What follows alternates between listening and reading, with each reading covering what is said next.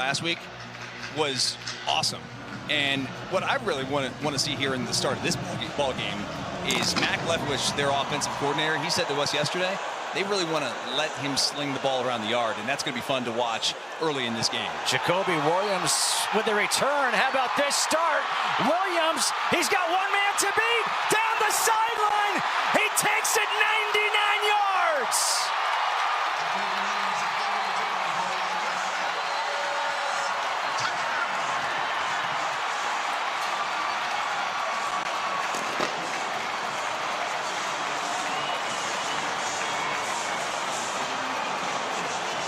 Jacoby Williams has been described by his coaches as explosive. I don't know if you get much more explosive than that to start a game. Well, we were chatting with the offensive staff yesterday. They were just saying how electric this young man is and how they need to get the ball in his hands more frequently. How about the first snap of the game? Not even a snap. The first kick of the game to the house. My goodness, what a start. Stone Harrington, the extra point is good. If this place wasn't rocking before, it is certainly rocking right now. Jacoby Williams. Wow. Before you could even blink, the Red Raiders are on the board. I mean, a missed tackle right around the 15-yard line, and the rest is history out the gate. Hello. Oklahoma State, we didn't even get to tell you this. They won the toss and deferred. I know hindsight's 2020, but maybe they're thinking, we should have accepted. There's nothing worse, I got to tell you, there's nothing worse than being on the opposition and they house the opening kickoff. It happened twice to me in my career. Once was in high school. We were playing a rival, and Mike Doss, who's a legend, played for Ohio State, played for the Colts, Super Bowl champion, returned it 90 yards, first play of the game, and we were done. Wow. It was just crazy. So we'll see if Oklahoma State can respond. That's going to be a tough task. This is an electric environment, and the Red Raiders are off to a red-hot start. Joey McGuire has to like that response right away by his team. Oklahoma 16. First kickoff Oklahoma return State 16 touchdown for Red Raiders since 2023 when Dre McCray did it. And here on the kickoff, a fair catch is made at the 8 by Gavin Freeman. So this year has not gone the way that Oklahoma State would have hoped. Couple of things. One, they win their first game. They've lost their last 6. Their longtime coach, Mike Gundy, was fired. Doug Meacham has taken over as the interim head coach. You've got a guy in Sam Jackson, the 5th, who began this season as a wide receiver. He is now playing quarterback after injuries to the first 2 quarterbacks. To be fair, it's not like this guy's never been a quarterback. Correct. He was recruited as a quarterback, coming out of high school as a high school quarterback, but really sort of understands that his future at the next level is probably as a slot wide receiver. His first pass is to the sideline of Texas Tech, incomplete. Was looking for Shamar Rigby, but they were not on the same page.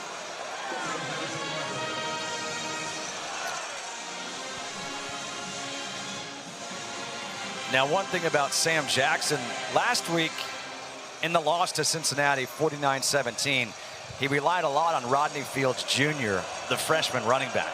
Fields not going to play most likely here in this game, so we're going to see a lot of Sesi Vaialahi. On second down, the pass to the far side is complete. That's Gavin Freeman. And Freeman will take it up to the 29-yard line as we take a look at today's impact players, brought to you by Freestyle Libre. Taking a look at both sides of the ball. The running back position, we just talked about it. Vaialahi is going to be the one who's probably going to get the bulk of the carries today. And David Bailey, defensively, I mean, he's all world. Will play at the next level. There's really no way to describe him other than that. I mean, he leads the nation in sacks. He's a disruptive player in the backfield. I'm not telling Texas Tech fans anything they don't already know. Here on 3rd and 6, they dump it off to Vaialahi. And he's going to be tackled just shy of that first down marker, a yard shy. Jacob Rodriguez, part of this fantastic linebacker core to make that tackle. And now a decision here for Oklahoma State. You're already down 7-0. It's 4th and 1. And now they're going to make a late change and punt. I was going to be very surprised if they did not punt right there. I mean, you could have been giving Texas Tech incredible field position. Yeah, I don't know. I mean, I'm always kind of like roll the dice and feel like a yard in this situation is something that's attainable, but I get it. Well, instead of that, you get a block. This is what Texas Tech can do. Special teams.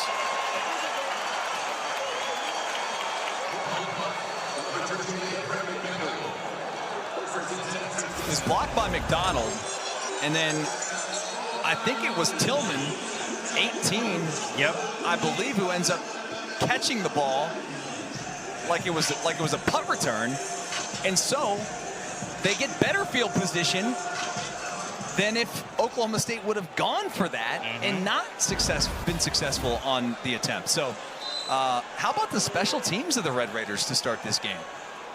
Unbelievable. Already a 99-yard kickoff return for a touchdown. Now a blocked punt. Great starting field position. Will Hammond. He'll swing it out to Jacoby Williams in the open field. And Williams in for a second touchdown.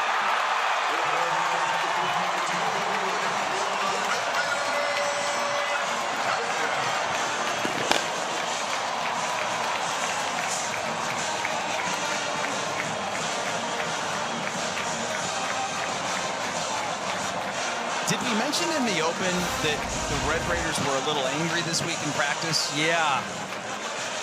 Because they have come out with a vengeance. I think they're tired of, hitting each other's the same color jerseys in practice this week, and now an opportunity to take it out on the Cowboys of Oklahoma State. And Upton Bellafont, he misses the extra point. Correct me if I'm wrong. They say wreck 'em here? They do. Yeah, the Red Raiders are off to a wreck 'em type start. Jacoby Williams, a couple of touchdowns. It's 13-0. Texas Tech leading Oklahoma State. 99-yard kickoff return by Jacoby Williams. Special teams, a blocked punt on the first defensive possession. The next play, 26-yard touchdown pass to Williams. Another fair catch is signaled and made by Gavin Freeman. The interim head coach is Doug Meacham. This guy who is coaching at his alma mater. He played on the offensive line. Well, Mike Gundy was the quarterback. And that's not the only star that was on that team. No, they had a couple of guys. A couple of running backs, I think. I don't know. Thurman Thomas and some guy Barry.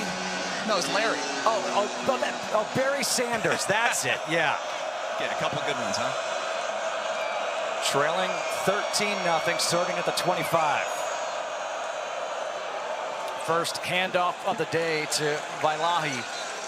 And he'll take this one up to the 29. I thought it was funny. Doug Meacham said to us yesterday, we asked him about, blocking for Barry Sanders, blocking for Thurman Thomas. What was it like? He said, I just tried to get out of their way. Yeah.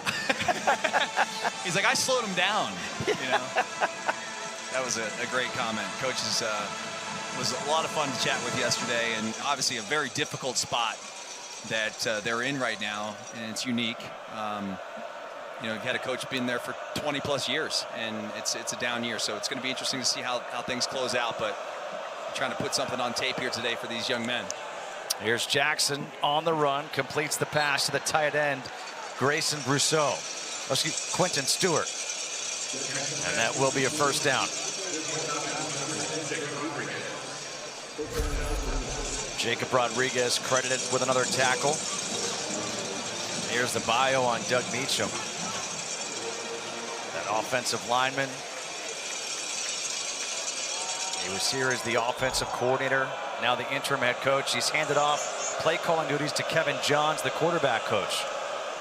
And this is a designed run for the quarterback, Sam Jackson, and he's got nowhere to go. It'll be a loss of 1 as Jacob Rodriguez has his 5th tackle already. We haven't played 5 minutes, and he has 5 tackles. This guy is everywhere for this defense. I mean, it's honestly, as a former defensive player myself, this is a defense that's fun to watch. They just do things the right way. They play hard, they play fast, and they're physical, and they get to the football, and they get through with a bad attitude. That's what you love to see. Handoff. Once again, it's to Sesi Bailahi, and he'll take it to the 39-yard line, setting up 3rd and about 7. So it's interesting because Oklahoma State last week against the Bearcats decided they wanted to try to slow things down. They wanted to play a little bit more, not so much tempo, right? I think that was what they wanted to do today. That's what they want to try to do. But the problem is they're down 13 points already. Right. So what do? I mean, you're down 2 touchdowns. There's tons of time left.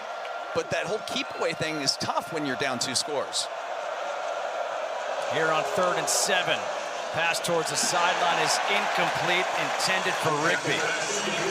Shamar Rigby and Gavin Freeman are the 2 primary targets that you'll see Sam Jackson look to. Good coverage out there by Amir Boyd, number 27, the cornerback.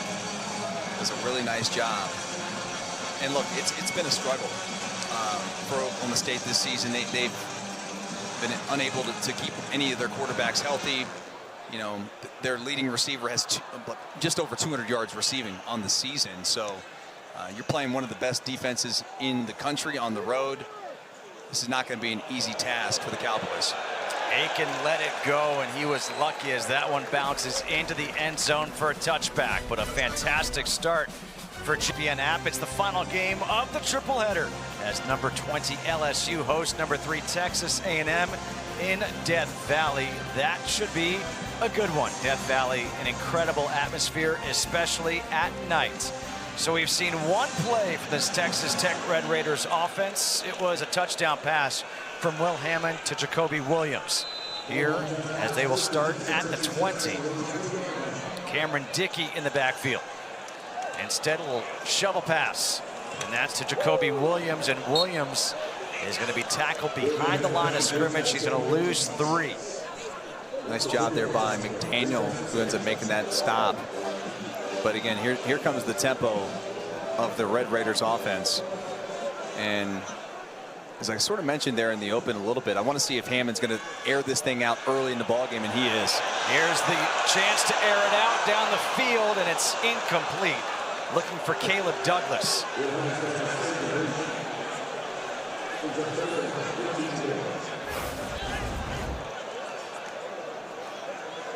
Douglas goes 6'4", 205, and it's a double move, almost like a triple move down the field, working against the corner Eric Fletcher, 13 of Oklahoma State.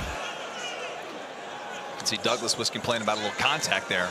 3rd and 13, leaving off for Dickey. He'll break a tackle, and he's going to be shoved out of bounds at the 25-yard line. That'll bring on the punt team for this Texas Tech squad, as I would say their offense has been slowed down, but I mean, that was the first few plays we really saw from the offense. I mean, really kind of like the first possession of the game, you know, with the kickoff return, then the block punt. It's just one snap of offense. That was just the 4th snap of offense they've had thus far. So I would say it's a nice stop by the Oklahoma State defense, a defense that is near the bottom of the FBS in 3rd down defense overall. Gavin Freeman backpedaling back to his own 20-yard line. He is surrounded by red jerseys, able to break a few tackles and take it to the 28-yard line.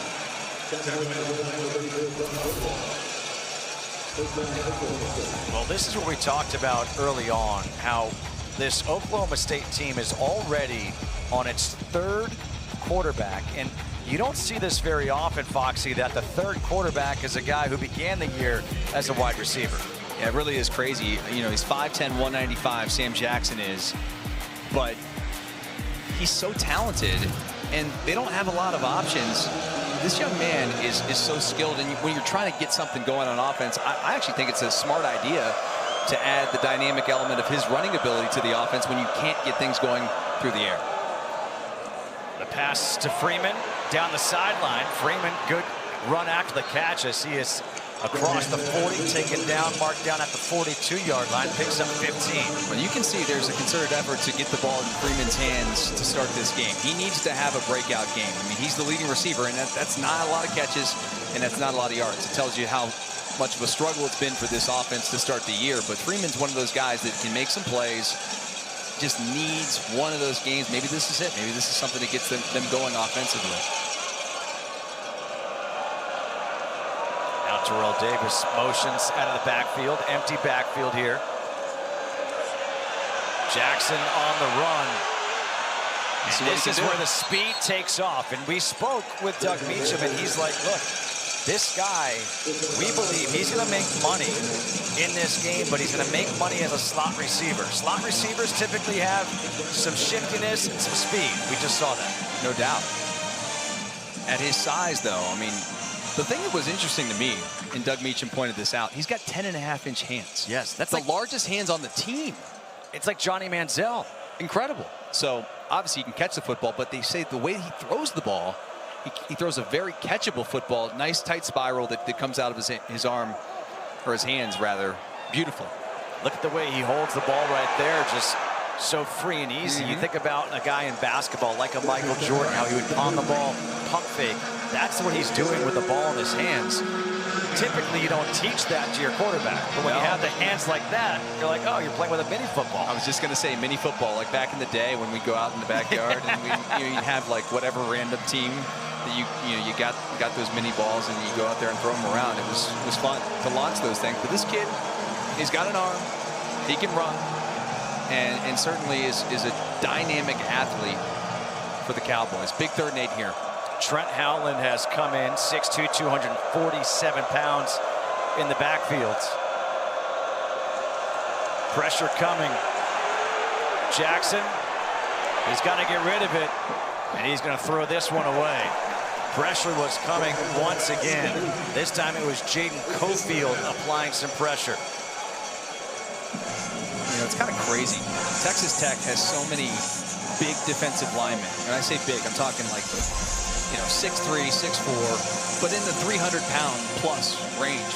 But these guys can move for big dudes. I mean, right there you saw Cofield, sprinting his butt off to try and make a play on the quarterback, the athletic quarterback, and nearly gets home for the sack.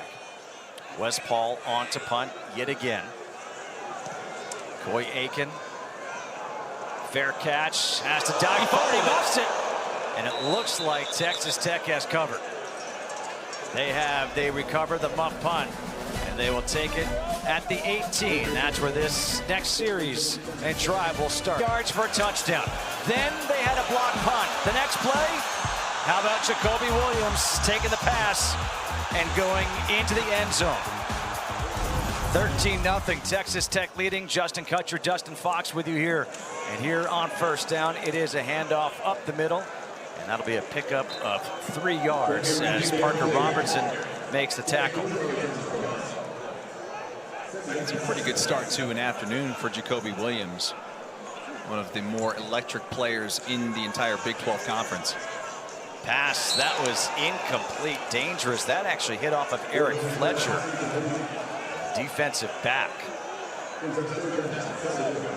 So really, with the exception of that one touchdown pass, we haven't seen much offensively for this Texas Tech team, which last week the Red Raiders lost 26-22 at Arizona State, and we got to see how Will Hammond responds. On 3rd down, forced out of the pocket, he's got some green. He's trying to run for that 1st down, and he does get it. Very heads-up play right there by the redshirt freshman. Yeah, he's an athletic guy. I mean, for, a guy who can obviously make all the throws, at his size, 6'2", 210, very, very mobile. And when you think about what he's done on the season, he's got 5 rushing touchdowns already, so he is a mobile quarterback. Quick pass to Coy Aiken, makes one man miss. You know, one thing to note today as well, in terms of this offense and how they're going to open things up a little bit more, they're without Terrence Carter.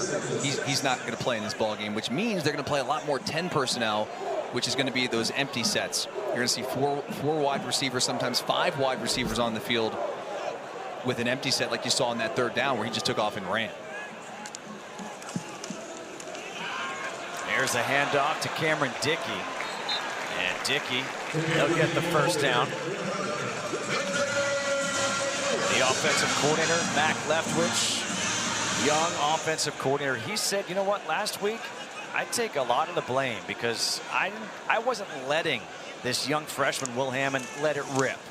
I was trying to be too cautious. And now he said this week, as you mentioned, we're going to let him rip it. Taking the training wheels off early in this ball game. He probably should have done that a little earlier in the ASU game. Did it in the 4th quarter, and he saw the results. I mean, they nearly won the ball game, nearly stole the win on the road, which obviously would have been huge for them. But hey, nonetheless, they still control their own destiny. They win out. I mean, they're going to be playing for the Big 12 title and a chance to get themselves in the college football playoff. Handoff again to Cameron Dickey, and this time he cannot escape. Gets hit in the backfield, almost tripped up. He's going to lose 5 yards. It's Deshaun Brown who makes that tackle. Now, the 87 Deshaun Brown gets in the backfield. He beats the tackle. Excuse me, the left guard. That's Will Jados, 76. And then he's just, all right, here I am in the backfield, but what am I going to do? And all of a sudden, he's, the running back falls into his lap. That's a great job defensively. Now 3rd and long. A couple of tackles for a loss already for this defense for Oklahoma State, forcing 3rd and 12. Hammonds throws over the middle, completes it to Reggie Virgil. Virgil's got the first down, still on his feet. And Virgil is going to take it inside the 35 to the 34-yard line. A pickup of 24 on 3rd and long. Talk about a game of inches because there was pressure. Deshaun Brown nearly comes away with a sack here. Another maybe step, and he's in the face of Will Hammond. Now the pass to Aiken on the far sideline. You think about how big of a play that was for Texas Tech. Conversely, how crushing of a play that is for Oklahoma State. Got him in 3rd and long. It was 3rd and 12. You nearly come up with a sack. Think about how big you flip the field. Like, you have the ball back to your offense, and just all of a sudden now, I mean, they're approaching the red zone again, trying to make this a 3-score game early in the 1st quarter. 10th play of the drive coming up to Aiken again. And Aiken gets wrapped up at the 25 by Landon Cleveland. And Aiken comes up hobbling just a bit as he walks off the field. Cameron Dickey comes back in at tailback. Jacoby Williams goes to the bench. 3rd and 1 with how aggressive Joey McGuire is. You know this is 2-down territory. He will go for it on 4th. Absolutely. Now it's direct snap. Cameron Dickey. And Dickey, it looks like he is going to get the first down. Just gets by. That second effort by Dickey is enough to push past the line to gain. Love that call, though. You've got Hammond in there at the quarterback spot. He just motions out. But then Dickey's right there. Little wildcat action. And they snuck John Carlos Miller in there in the backfield as well, one of their tight ends, to block at 6'5", 250 pounds. How do you sneak someone that big in there? Great question.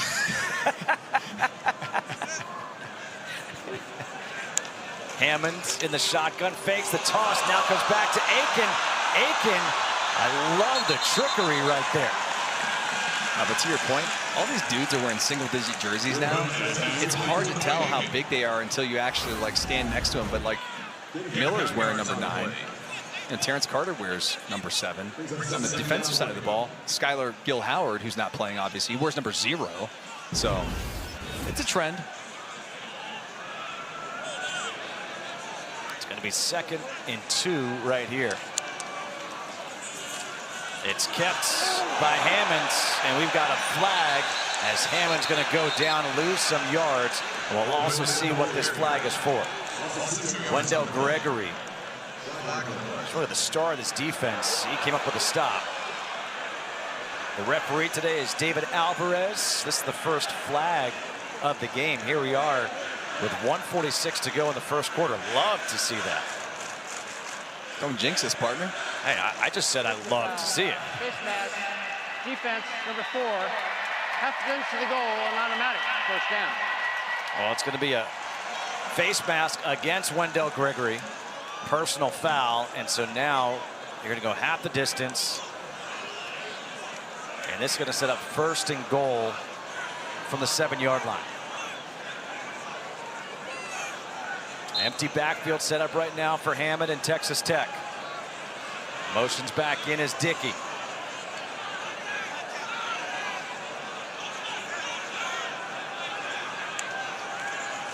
Dickey takes it up the middle into the end zone. Touchdown. Almost too easy. What a job by the offensive line.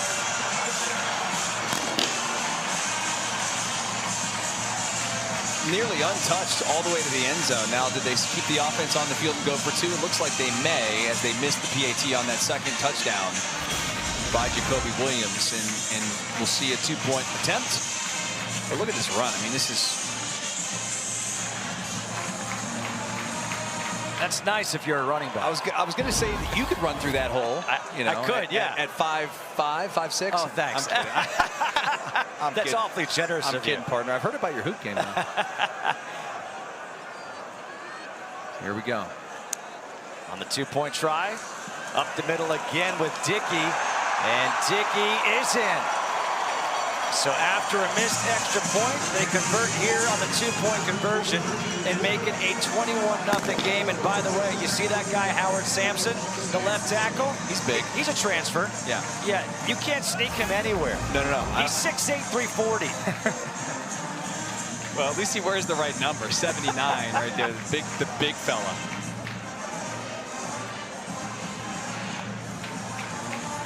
Well, as it's 21-0 here in Lubbock, time now for our Fansville College Football Update, brought to you by Dr. Pepper. Around the Big 12, what's happened so far today?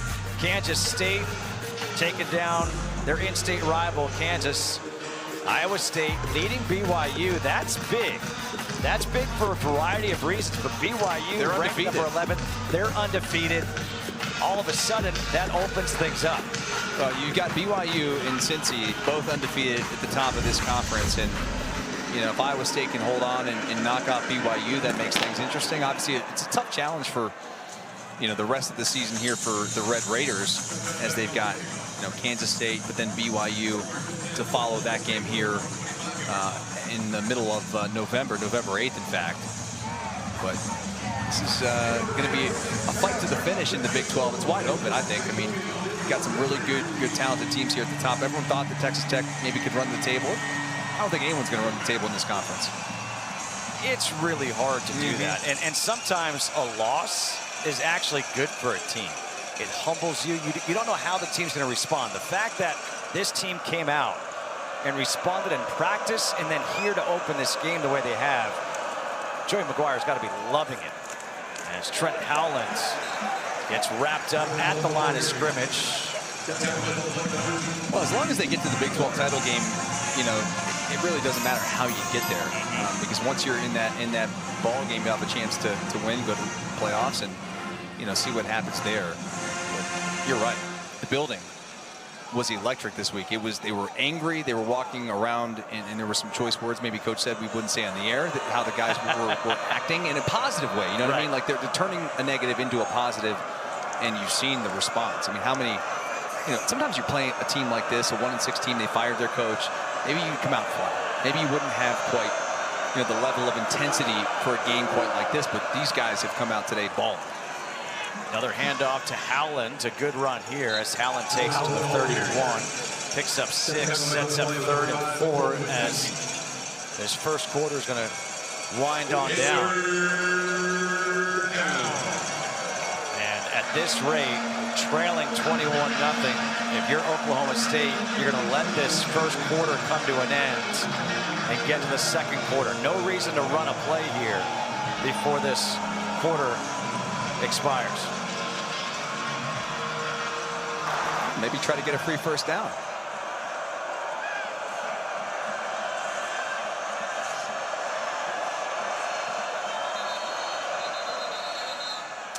As it goes to 0. That will end this first quarter. What a first quarter it was, especially for that man right there, Jacoby Williams. A couple of touchdowns. It's 21-0. Red Dustin, not Justin. That's all what you get with a part of the Dustin and Justin experience here. It's the Justin crew. All right, third down right now. Trent Howland is in at quarterback in the Wildcat formation for the Cowboys. Up the middle, and he's got the first down. So that timeout between quarters allowed Kevin Johns, the play caller, to come up with that play, say, you know what, we're going to go Wildcat with our big running back. Again, big, 6'2", 247. Maybe they stole a little page out of what Texas Tech did on the previous drive when they put Dickey in as a Wildcat quarterback. Nonetheless, it picks up the first down for them, keeps the drive alive, and they've got to sustain some drives here and keep their defense off the field. Sam Jackson back in at quarterback. Handoff once again to Howland. And Howland, look at him go, that second effort. You can tell just looking at him, he is not an easy guy to bring down as he picks up 6 on first down. No, he's a big dude. And I'll tell you what, Brendan Jordan at the end of this run comes in and goes low, like to the thigh board area of Howland. You'll see he just knifes in here right at the end and still barely gets him on the ground. Yeah. You know, he knifes in there like a missile, and it's still challenging to get him down. 2nd and 4. Pass to Freeman. And Freeman, he'll pick up a couple, maybe get 1. John Curry with a stop.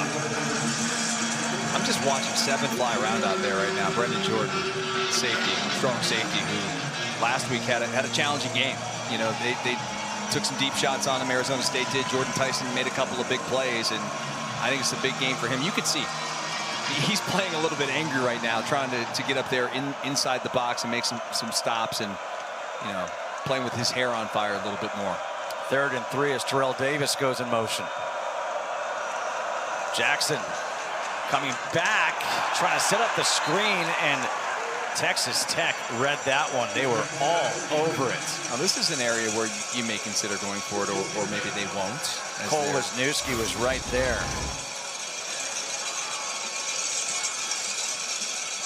How about that play by Wisniewski?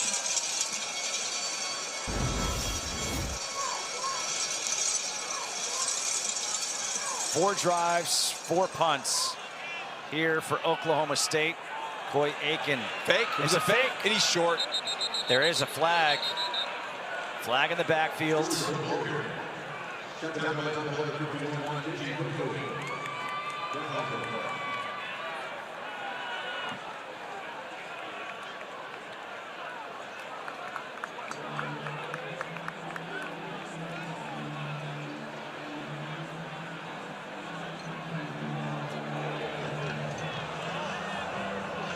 Well, obviously, if this is against Texas Tech, that's big. The protected back number 82 is inside the frame of the snapper. That's an illegal formation on the offense. That penalty is declined. The result of the play is the first down, Texas Tech. Wow. Timeout on the field. Well, it's been a field position battle solved by the special teams of Texas Tech to start this game. I mean, you've got block punt, stop the fake punt, and a house call on a kickoff return to start this game. It's 21-0 from Lubbock. Really, the important win was Ole Miss going on the road after the loss last week and beating Oklahoma here in good starting field position. First pass. Oh, what a catch. Coy Aiken goes up high to make the grab. Flags come flying in. He hung on to the ball, and now we could potentially see targeting. I mean, we'll have to see the replay, but my initial thought was that's not a legal hit. all I know is Coy Aiken just showed a huge amount of toughness to go over the middle, leap up in the air, knowing you're going to take a hit, and then hanging on to make the grab. Oh, not only that, he gets up unfazed, points first down. It was a catch.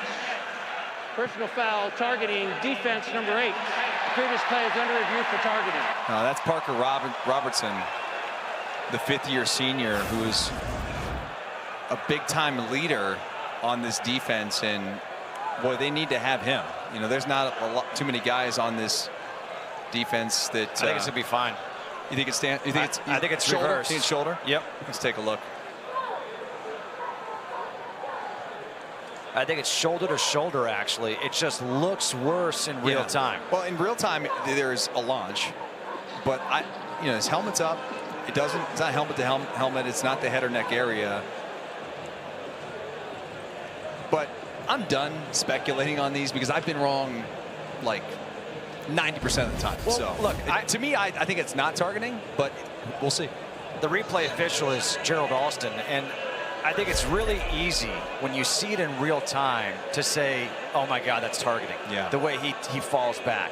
Then when you slow it down, and this is what I like, is that we now go to review these to make sure it is targeting so that a player, if it's not, doesn't get ejected.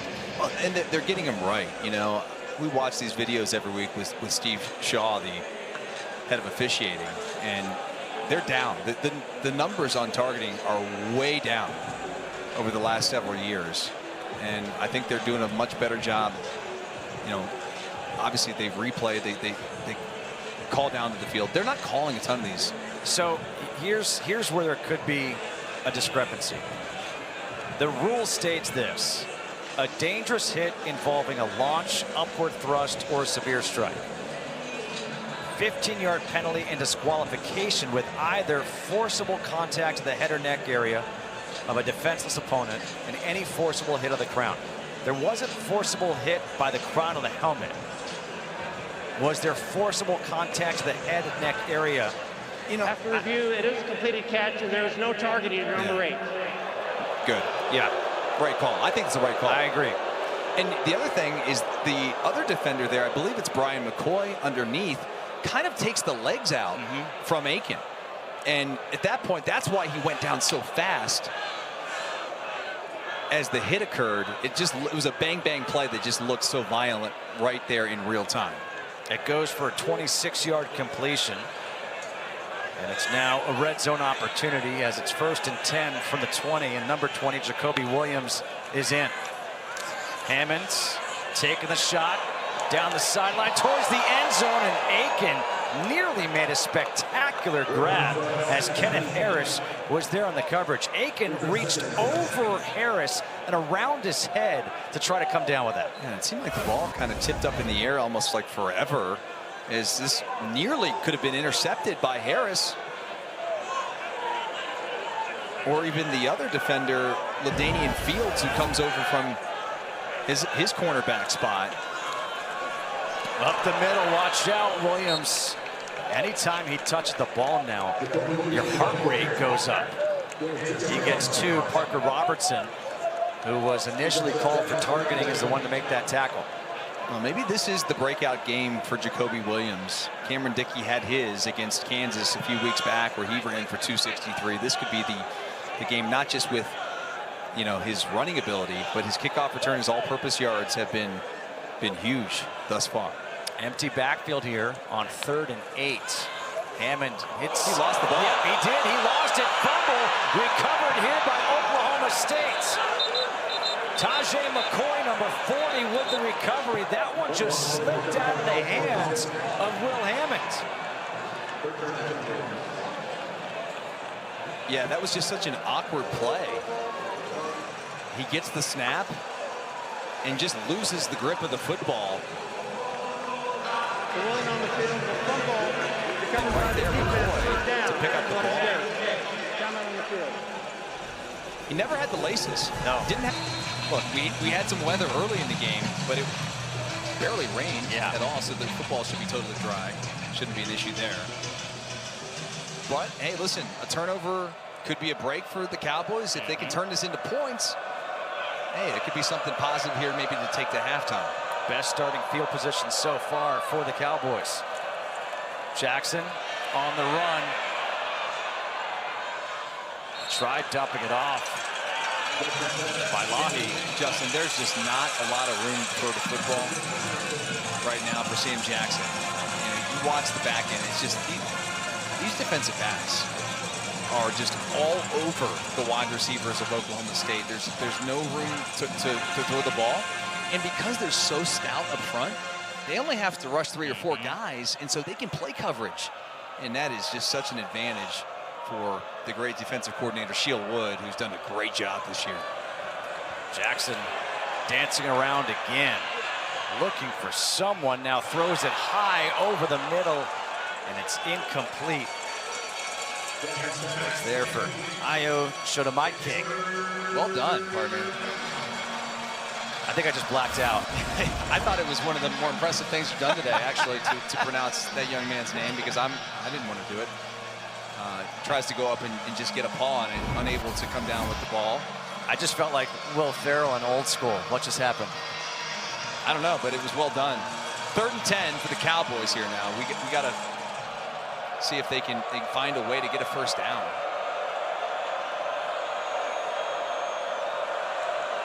Pressure coming. Dumps off to Vailahi, and Vailahi will not get the first down. He's not going to get back to the line of scrimmage. He's going to lose a yard, and so that's going to force another punt.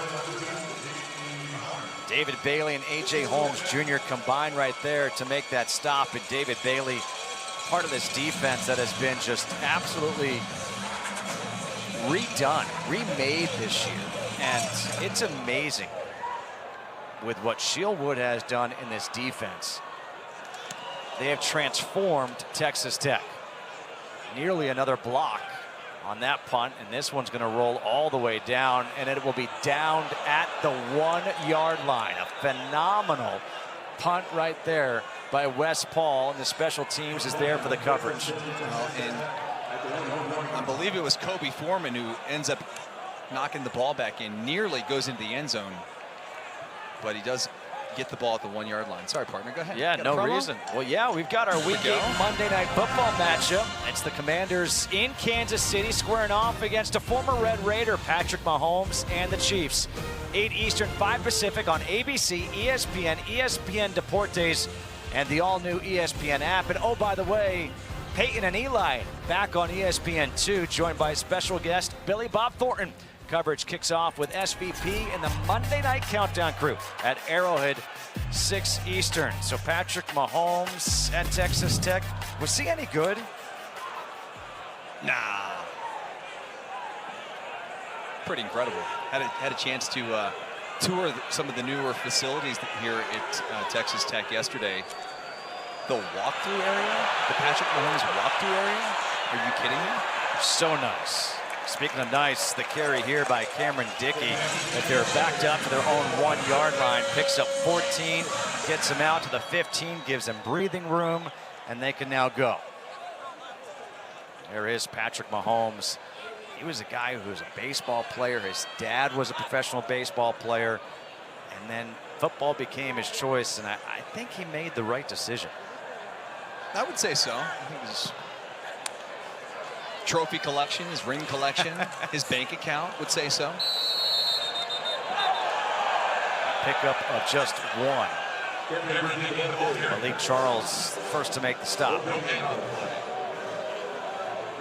What's really cool, though, about Mahomes, you mentioned the walkthrough area, but just how much money he's given back, how much he supports Texas Tech, not just football, but the sports, the school. He loves everything about Lubbock. He loves Texas Tech. He's a Red Raider for life, obviously. But I also think it's really awesome, his relationship with Joey McGuire. They chat almost every week, at least via text. Hammond's forced to run with it. Hammond will be tackled at the 21. Picks up 5. Mordecai McDaniel with the tackle, making his 4th straight start for Oklahoma State. All All right, Joey McGuire right now looking at 3rd and 4. You're backed up at your own 21-yard line. Let's see what they do offensively here. Maybe a free play as well. Yep, there's the flag. The back shoulder throw is incomplete to Caleb Douglas.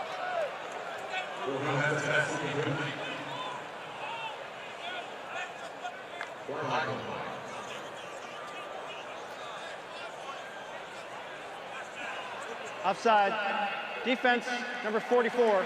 5-yard penalty. The yard results in first down.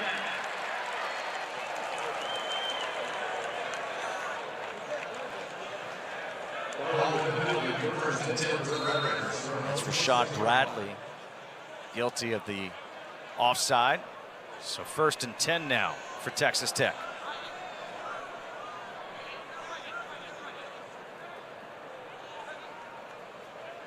Williams goes out in motion. And this pass is over the head of Coy Aiken to nobody. Just a little bit too much window dressing, I think, before the football was able to get off to the right side there. The pass was legal. Number 3 was in the area. Tried to fake it to Jacoby Williams, and then they come back to Douglas, and that was almost like a Mahomes no-look throw, just trying to get it out as fast as possible. The pressure was there by Oklahoma State, just not enough time to do all that little trickeration. Especially with Brian McCoy applying the pressure. No doubt. Aiken now goes in motion. It'll be a handoff. Nice job by Williams to plant that left foot in the ground and get downhill. Trip White with the tackle.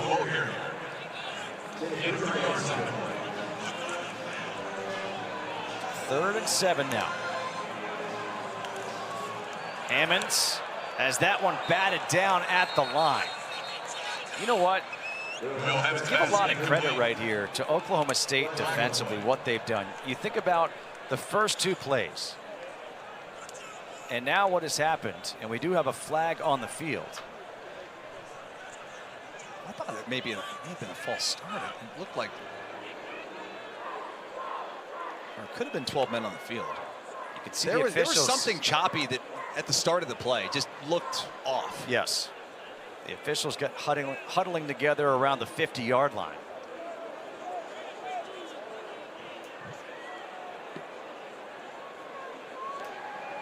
Little substitution. Defense, 12 players on the field to snap. 5-yard penalty. Replay third down. Let's take a peek. See if we can count them up here. 1, 2, 3, 4, 5.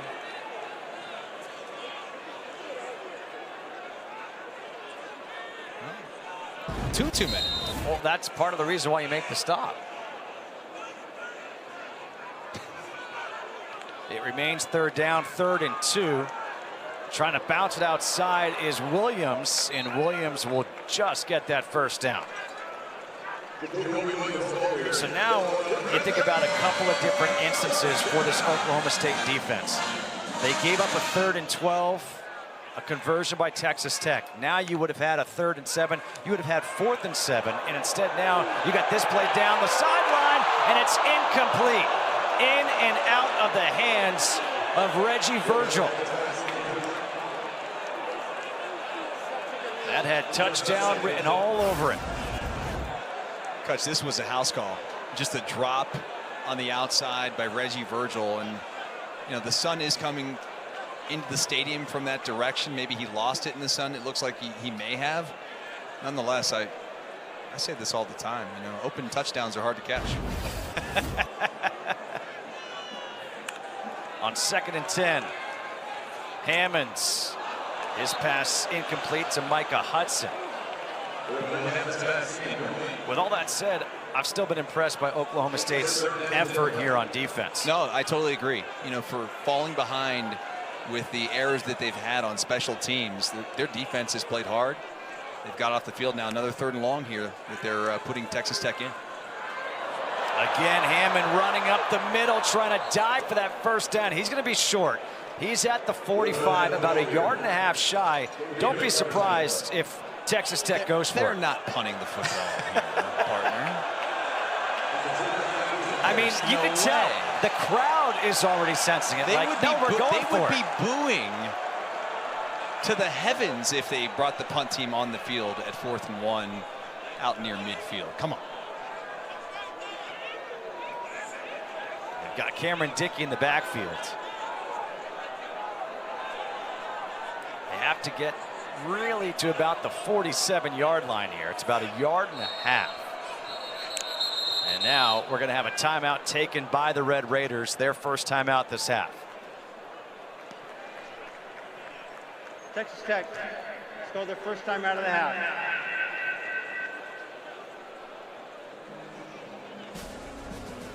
So Texas Tech will think this over. What play do they want to run?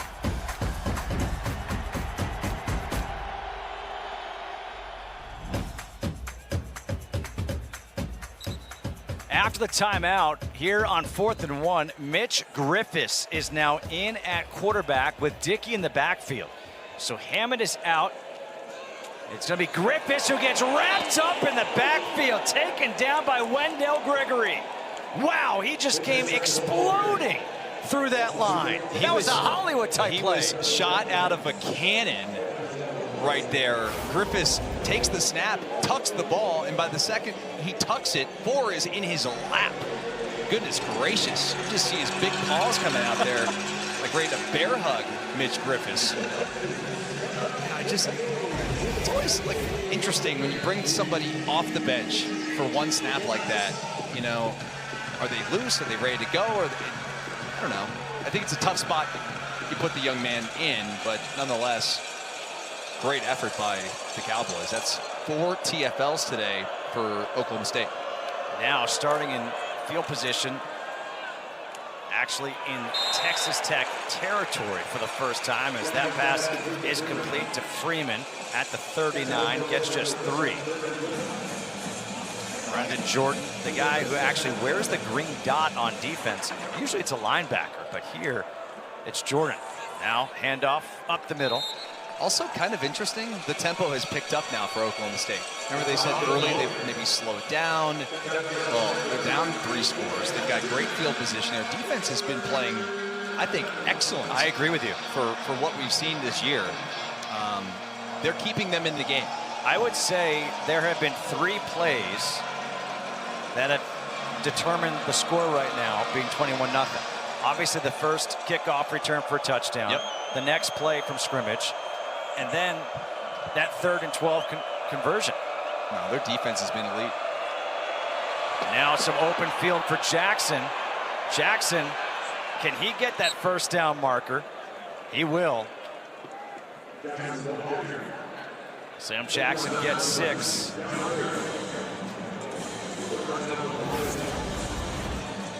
Well, that's what they need Jackson to do. That's why he's in the game. You know, these 3rd and 5s, 3rd and 4s, 3rd and short. That's where you need a quarterback to be able to give you, 3 to 4 first downs per game with his legs. Especially when you just really, you struggle up front, you're struggling on the outside, your running back, your starting running back's not playing in this game. You definitely need Sam Jackson. Handoff here as that one is taken away. Going the other way. Make it the 4th play of the game. That's a game changer. Taken to the house. It's Jacob Rodriguez. He always is able to punch the ball free. He takes it away, and he goes the distance for a touchdown.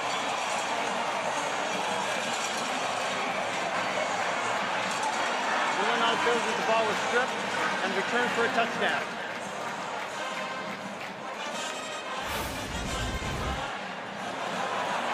Well, that changed things rather quickly. We were just talking yesterday afternoon with Shieldwood and Joey McGuire about Rodriguez and his ability to ball search and create turnovers and punch the ball out. He is like a modern day Peanut Tillman on defense. I mean, this guy has a knack for creating these turnovers, and he does such a good job. When he gets in there, he wraps up, and he's always searching for the football right there. It's just like stealing candy from a baby. It is Halloween weekend, right? Trick or treat. Yes. Many neighborhoods. You see that number, 11 forced fumble. By the way, great mustache. Fantastic mustache. Okay, I mean, like elite mustache. I'm jealous. I can't grow one like that. But beyond that, this guy is he just takes the ball away nonstop. He returned a fumble for a touchdown against Oklahoma State last year, and he returns a fumble for a touchdown here against Oklahoma State this year. And his wife is here in attendance. Is, by the way, the toughest member of the Rodriguez family, we are told. A helicopter pilot in the U.S. Army. She can't believe what just happened. And you know what? First of all, Emma, thank you for your service, for what you do for our country. And I'm so happy that you're here to be able to see that Oklahoma State from what your husband just did. And also, we'd love to know, Emma, how do you feel about the stash? Like, does she approve of it? I mean, I would have to say that I think he looks pretty intimidated with the mustache. I mean, it looks good on him.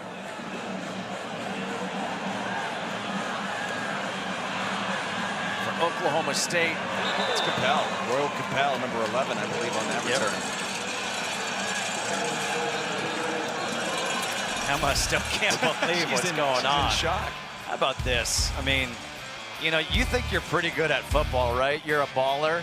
And then your wife's like, hey, honey, sorry, I got to go just pilot this helicopter here for the military. If that doesn't put you in your place and humble you, I don't know what does. That's pretty cool. And you are right, man. Thank you, Emma, for your service. She's fired up, man.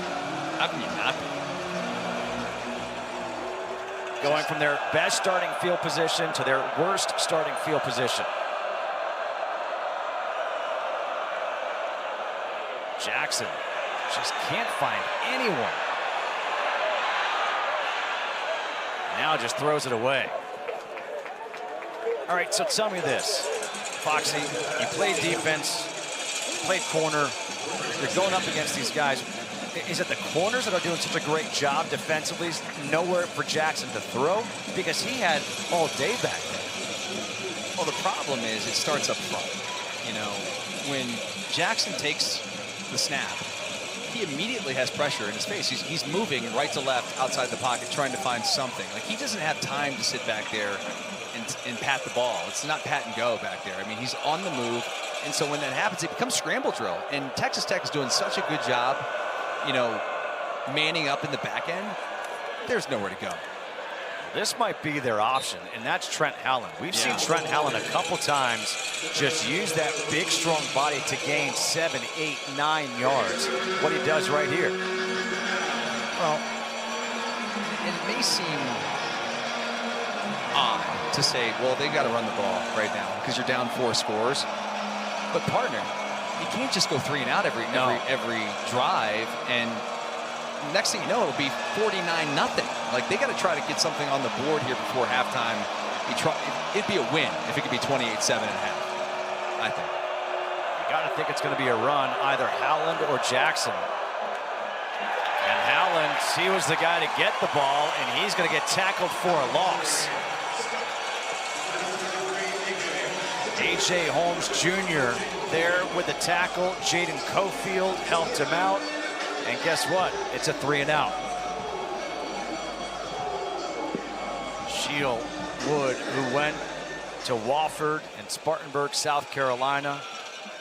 He was an offensive player. Here he is now. Great wide receiver at the FCS level. As an elite defensive coordinator. Fair catch signaled and made at the 39-yard line by Aiken.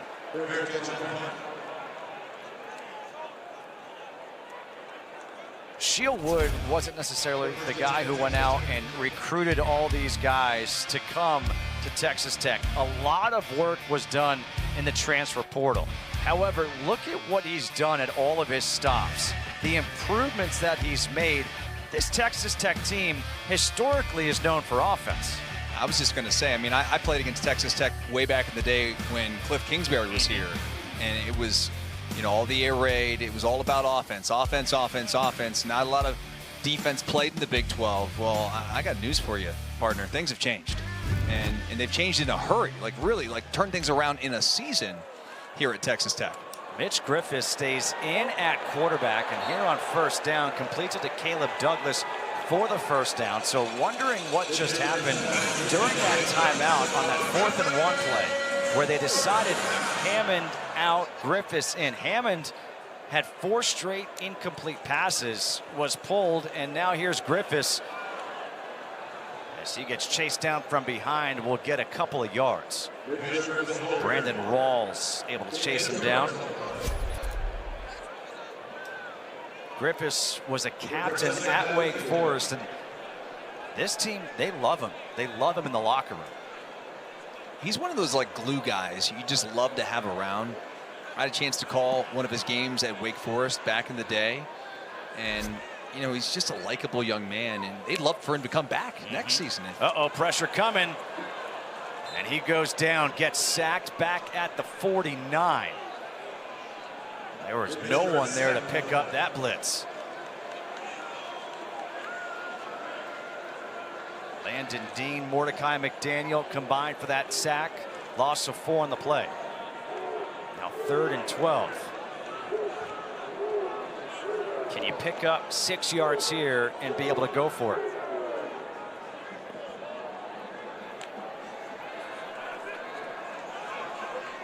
That pass incomplete for Jacoby Williams, and it looks like that will force the punt.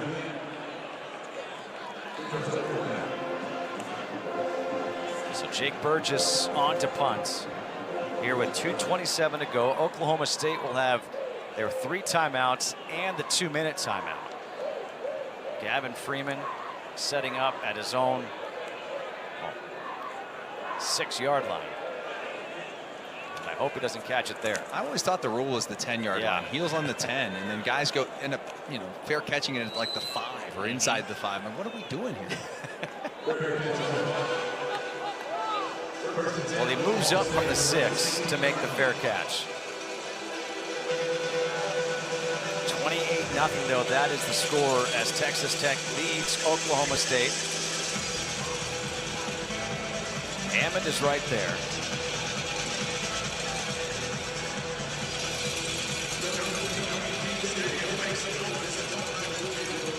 Now, again, second straight game that we saw Will Hammond start.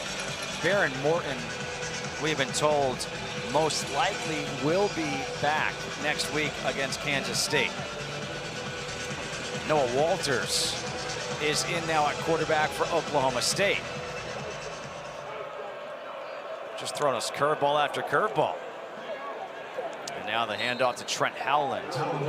So what I want to see now is if you put Noah Walters in at quarterback, do you move Sam Jackson to a wide receiver position? Well, I mean, he's one of your most dynamic skill players you have on the football team. As you take a look at his number, 6 foot 190. He's thrown 2 passes this year. Well, it's a 2-minute timeout. 28-0, Texas Tech leading Oklahoma State. So you're looking inside that huddle right there, and Noah Walters, number 12, is playing quarterback. You don't see number 18, Sam Jackson, in there at either quarterback or wide receiver. It's 2nd down and 8 with 2 minutes to go. Sam Jackson is right there on the sidelines next to the coaching staff. He's ready to go. You got to wonder, maybe this is just to try and get maybe a better arm in the game, a real quarterback that can throw the ball down the field. I don't know. Well, that's a dump off to a tight end, Grayson Brousseau.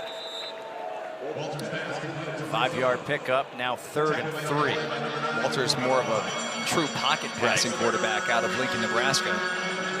Which is ironic when you think about what is Lincoln, Nebraska known for. Option quarterbacks, of course, guys like Eric Crouch, Heisman Trophy winner, Tommy Frazier. Man, you're going back to the 90s. When they ran the option. Yeah, Coach Osborne. 3rd and 3. This pass is behind the intended receiver, Terrell Davis. And the clock will stop, and Texas Tech will get the football back with pretty good field position, 2 timeouts. 1:19 on the clock right now, and you got to think the Red Raiders are going to be looking for points here before halftime. And they've got 2 players back to receive this punt. Tristan Gentry, number 21, and Coy Aiken. And they've nearly blocked every punt. And they did block 1, by the way. They got the return on this one. Wow, West Paul just booms this one. Wow. On the fly to the 21-yard line. Now it goes down to the 19. That was an impressive punt. He already had a 62-yard punt. Now he has a 58-yard punt. Talk about flipping the field. My goodness. Whale of a job by West Paul. Might want to put him on the basketball team, too. 6'5", 205. 1:08 to go, 2 timeouts remaining. And it is Mitch Griffiths in there at quarterback.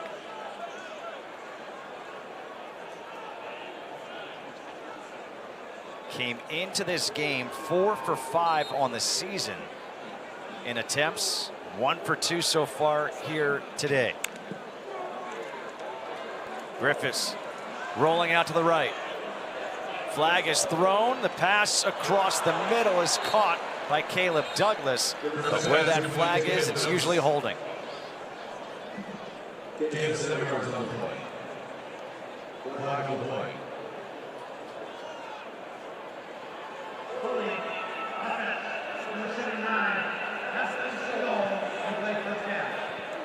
There is 1 minute to go in the half, and Foxy, that was the first flag thrown against Texas Tech. Well, it's been a relatively clean game overall, but for Tech just to have that one penalty right here with a minute to go. Talking about discipline. They've done a really nice job thus far this afternoon.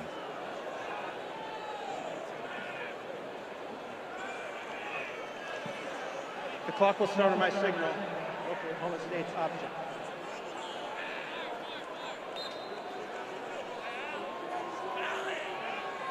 Under a minute to play here in the first half. Dickey takes the handoff. He'll take it up to the 15, picks up 5. Now, will Oklahoma State consider using their timeouts here, depending on how aggressive Tech is on this play?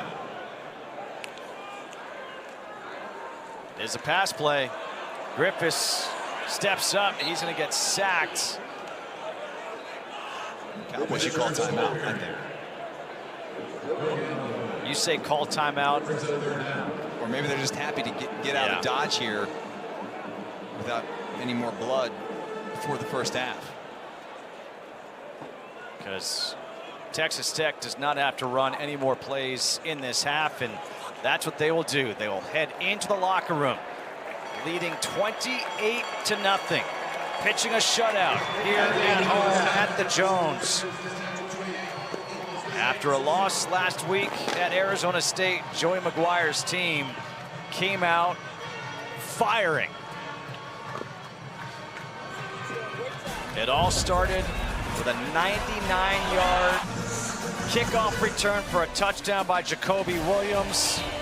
And from there, Texas Tech leads 28-0. Certainly is encouraging for Texas Tech fans that he's at least going to be available for next week, you would assume. Yes. But they're probably hoping he doesn't have to come in this game. And that will be a touchback.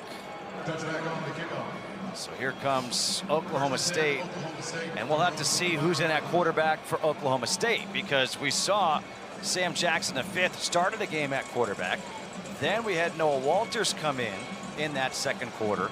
And let's see who we have. Make some noise and welcome back to the field, your Red Raider. It looks like it is going to be Sam Jackson back in at quarterback. Man, lots going on here in Lubbock, Texas. Oh, we've seen 4 quarterbacks between both of these teams already in this ball game. Maybe Graham Harrell can suit up. Does he have any eligibility left? You know what? He's kept himself in shape like you've kept yourself in shape, so I think he'll be all right. Yeah, he looks great. Trent Rowlands on the carry, picks up 2. Speaking of Graham Harrell, he was just honored at halftime as he was inducted into the Ring of Honor here at Texas Tech, the 12th member of the Ring of Honor, and rumor has it he might be joining us here in the booth soon. Jackson on second down again with that pressure coming. That's incomplete for Quentin Stewart, the tight end.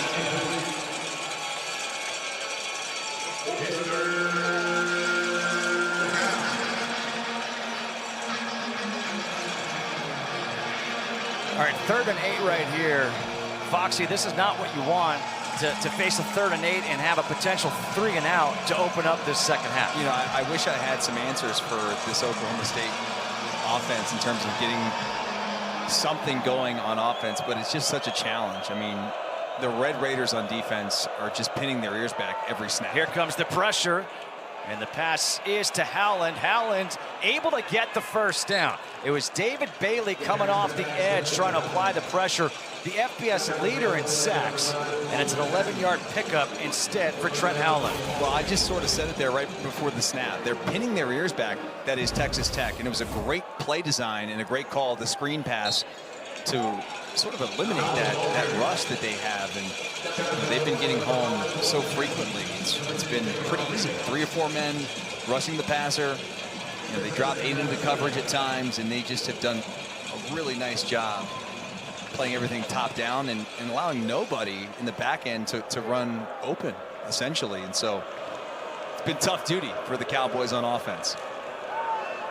Dangerous pass right there, and that could have been offensive pass interference as Dante Balfour was trying to jump that, and he got, it looked like picked by one of the receivers for Oklahoma State. It was not the prettiest snap. I mean, there's no doubt it could have been absolutely a disastrous play for this Cowboys offense. As Balfour was in there before the pass even arrived. He nearly could have intercepted the pass and walked into the end zone. That could have been a huge day for the number 20 for Texas Tech, because that's Balfour at number 20 on defense. Yeah, the double and numbers. Jacoby Williams 20 on offense. Pressure coming again. Again, it's a little dump off pass. And this is not going to go very far as it's to the 45-yard line. Picks up 3 with 4th down coming up. And you're at the 45. You've got 4 yards to go. The offense hasn't been able to do much, and that will bring on the punt unit once again. Wes Paul, he's been the star of the game for this Oklahoma State team. I mean, he's had a 62-yard punt, a 58-yard punt. We'll have to see what he does here. Coy Aiken is back at his own 20. He's got to take something off that one right there. He does. That was like a 3/4 wedge. I was waiting for a golf reference with Mr. Golf here. I mean, you know, we're in Texas. You've got a lot of guys. Ludwig Oberg played here at Texas Tech. Scotty Scheffler at Texas. I mean, there's just, it's what you got to do. Coy Aiken, though, right now, he is walking off gingerly after he got run into a little bit after making the fair catch. We talked coming out of this break about who would be in at quarterback. It is Mitch Griffiths. And like you said, leading 28-0, the goal is that Morton does not see the field. Bingo.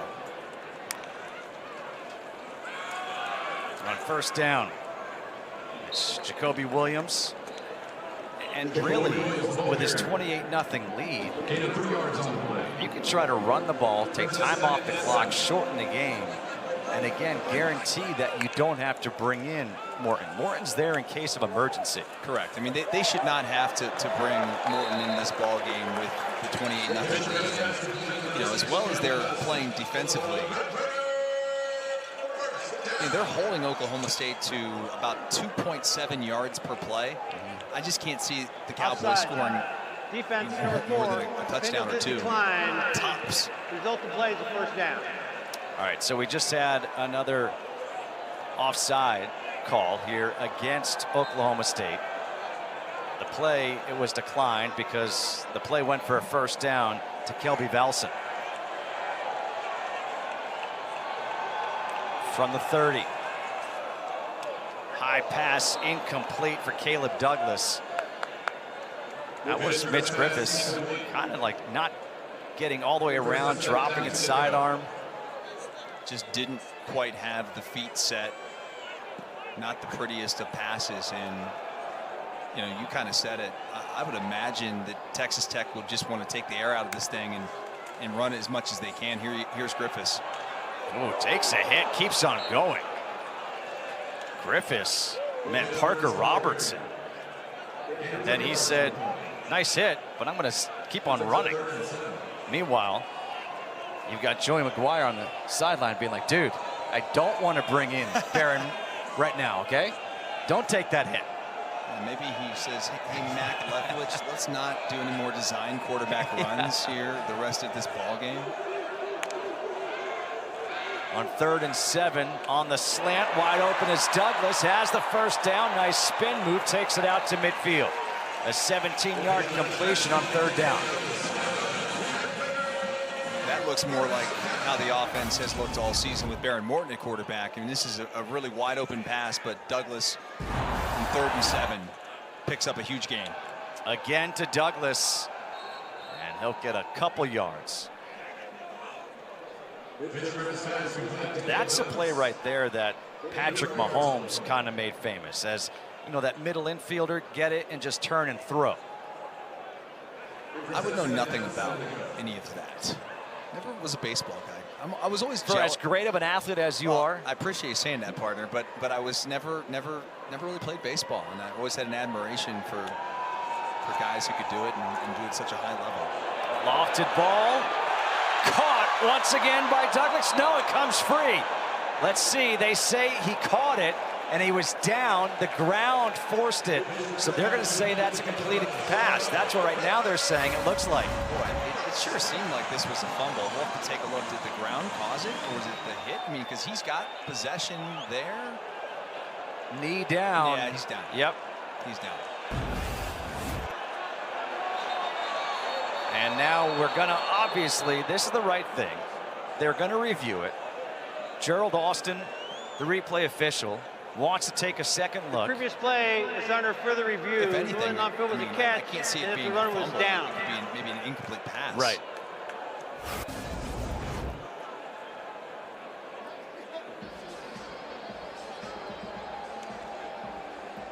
Oh. Wow, the previous angle looked like it was a catch. The knee was down, but watch where that ball starts coming free. Where's the knee? I'm going to say this one's going to be overturned.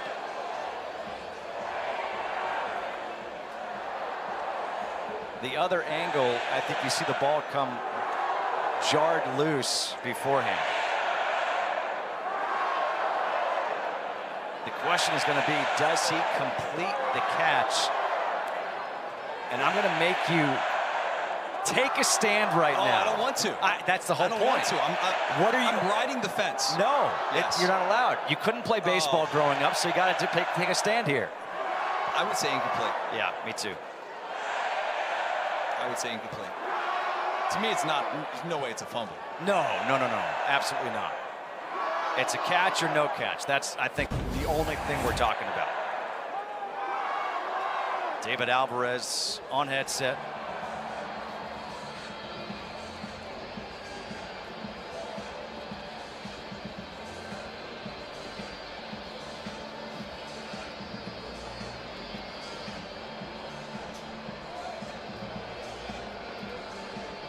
If it stands, it was a 34-yard completion. And it seems like Caleb Douglas is the favorite target of Mitch Griffiths so far. Well, yesterday, Mac Leftwich and Joey McGuire said that Caleb Douglas is sort of the go-to guy, and they need to get the ball to him. If there's a big moment in the game, whether it's a 4th down or red zone, like he's sort of the go-to guy. I think you're right about that. Maybe Mitch Griffiths' favorite target thus far. Here's one of my pet peeves about replays and reviews. How long it takes? If it takes more than 30 seconds, go with what was on the field. Yeah. It has to be conclusive evidence to overturn. They're coming back. Yep.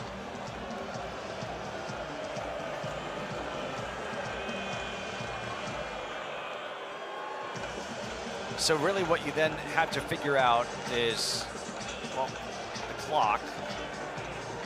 How much time should be on the clock?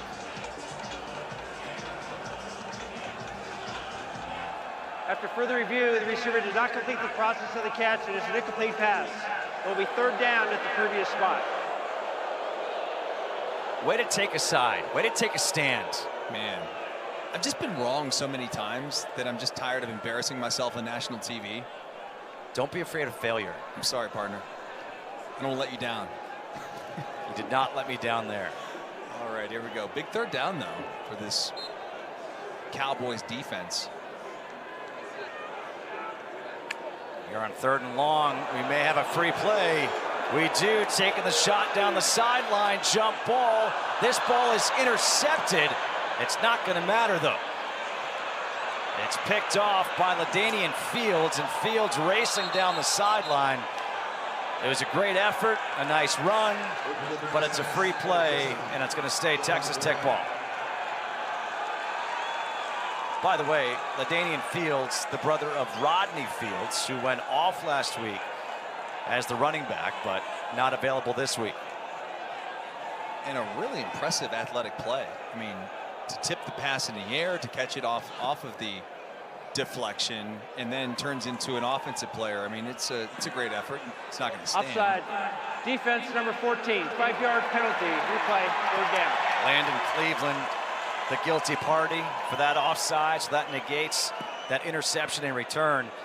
And it also means that LaDainian Fields is like, whew, I need a breather. I am exhausted. He's still acting like he's celebrating. Hey, listen, he still made a really great play. It doesn't go in the stats as an interception, but hey, listen, when he puts his head on the pillow tonight, he knows he made a baller play. Okay, all right. 3rd and 2 now. Nearly drew him off again.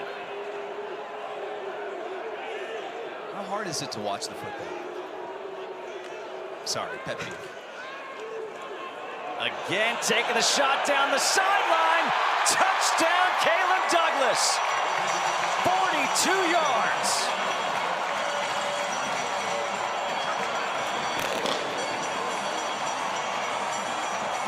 He could not complete the catch previously.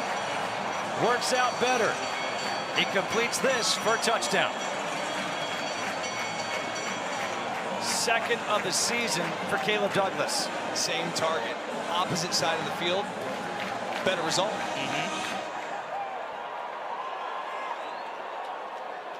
What a beautiful pass, though, by Mitch. I mean, that was touch, dropped it right in stride with Caleb Douglas, as he was able to just run underneath the football and takes this to the house to extend the lead.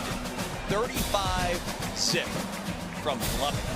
During halftime, a legend here at Texas Tech, Graham Harrell, was inducted into the Ring of Honor, the 12th member to be inducted into the Texas Tech Ring of Honor. Also this year, named to the National Football Foundation College Football Hall of Fame. There was the number 6 being unveiled as we now are joined in the booth. I told you there was a rumor that Graham Harrell might join us. I don't like to spread rumors, so we have to back up our word, and here he is, College Football Hall of Famer, and now Ring of Honor member. Congratulations, Graham. Thanks so much for joining us here. I sure appreciate it. I'm glad to be here. Congratulations on both awards. Just want to know, what is it like when they drop the curtain and there's your number and name?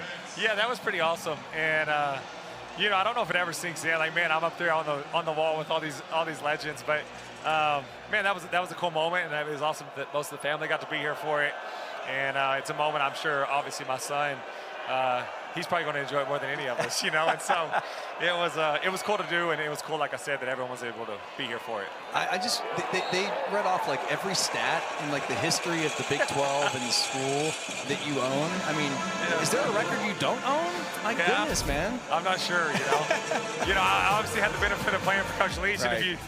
And in order to set records, you got to be willing to throw it. And Coach Leach obviously was willing to throw it, and so he deserves a big part, a giant piece of the credit for what I did. But man, those were fun years. It was a great time to play in the Big 12. The Big 12 was an awesome league at the time. Yeah. And man, we just had a fun team and the right group of guys that were able to have a special season right there at the end. So man, it was a good time.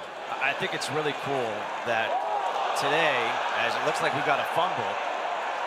Texas Tech looks like they've got it. Yeah. Another takeaway. And the Red Raiders are balling out here today, but you are honored on this day, and you mentioned Coach Leach. He was honored by the Bear Bryant Foundation for the Heart of the Champion Award, and the fact that both you guys on the same day get honored, you have to tell me. I got a chance to call some games with Coach Leach. I got a chance to talk with him. What was it like to play for him? There's never a dull moment playing for him.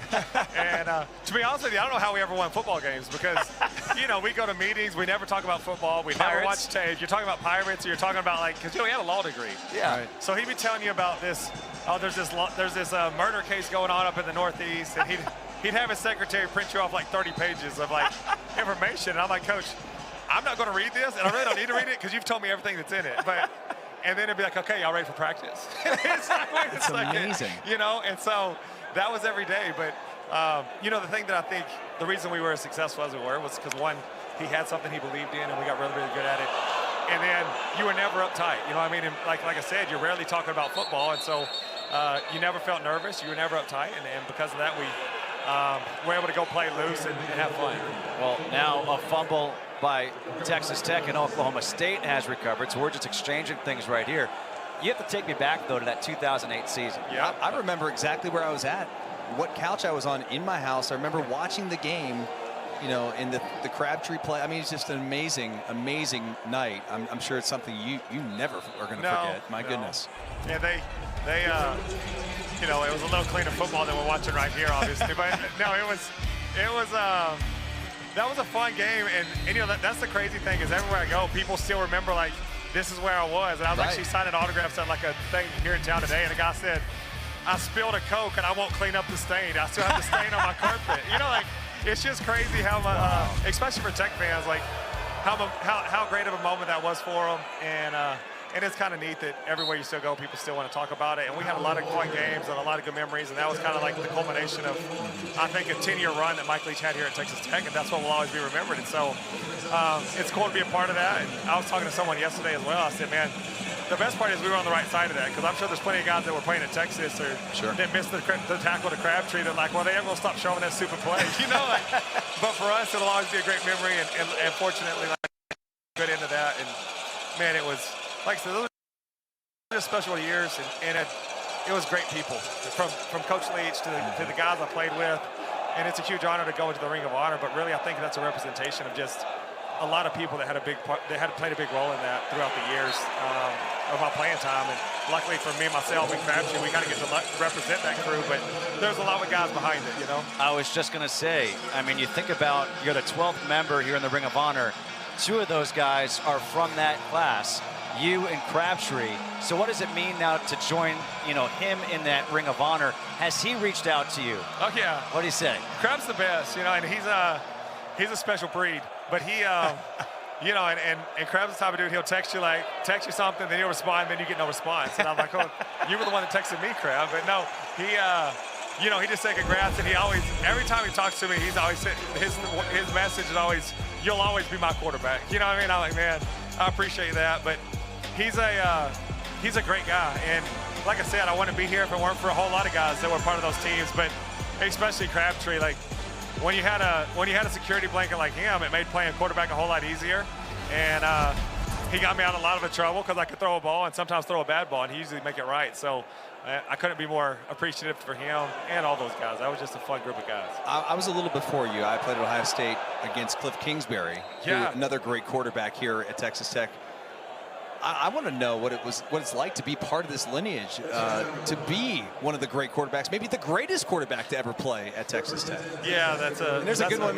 You know, where's number 15? Yeah, in the there's NFL a pretty good one out there. So to say how I had an unbelievable college career, and I can't deny that. And I, like I said, there's a lot of people that have a huge part to do with that. But to be a part of this place, and like you said, like from Cliff and even before those guys, there's been a ton of great quarterbacks, and to be mentioned with some of those guys, man, it's a true honor. So, you know, it's humbling, and I'm super appreciative. There's no foul for leaping. Graham, I know you get inducted into this Ring of Honor. You're going to be inducted into the College of the name on the Ring of Honor. That is just so special. Yeah, just Really, really cool. And again, how it all tied together with his coach, Mike Leach, being honored as well, and what he just said. I mean, if we had more time, I was going to wait and ask, what's the best Mike Leach story? Well, there's probably like 500 Mike Leach stories that he could tell, you know, goodness gracious. That doesn't surprise me, though. He's printing off, like, court cases. These, like, cold cases. I mean, that's just amazing. I can tell you, having done, I was lucky enough to call probably 3 or 4 games with Mike Leach on the sideline and just talking to him, and all of a sudden, we mentioned the Pirate. There were no other questions asked regarding football.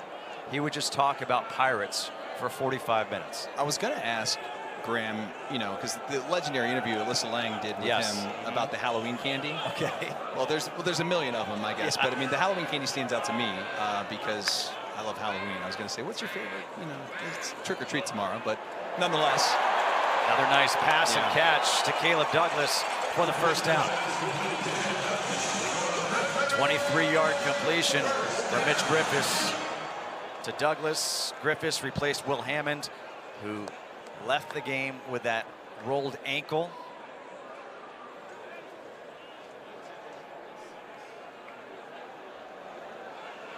.552 to go here in the third. And that ball complete to Jacoby Williams. Makes the guy miss down the sideline. And he will be caught and tackled inside the 20. He really is explosive. Mordecai McDaniel finally catches him, but not before he gets 37 yards. Yeah, when the coaches said to us yesterday, I mean, this guy, one word to describe him, electric. So electric, elusive, fast, can break tackles. They just need to find a way to get the ball in his hands more often. And maybe today is that day. You know, you've got kind of the meat of the Big 12 schedule still remaining, including that big matchup against BYU right here November 8th. That one is certainly circled by Red Raider fans. Handoff to Dickey. Cameron Dickey avoids one tackle, lowers the shoulder, and Cameron Dickey is going to be marked down at the 4. Tajay McCoy and Raymond gave the second credit for the tackle. First and goal coming up. 1 for 2 today in the red zone. 1 touchdown, 1 fumble.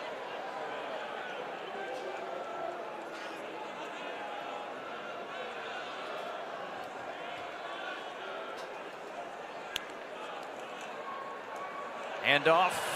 Dickey looking for his second of the game, and he's going to be tackled at the 1.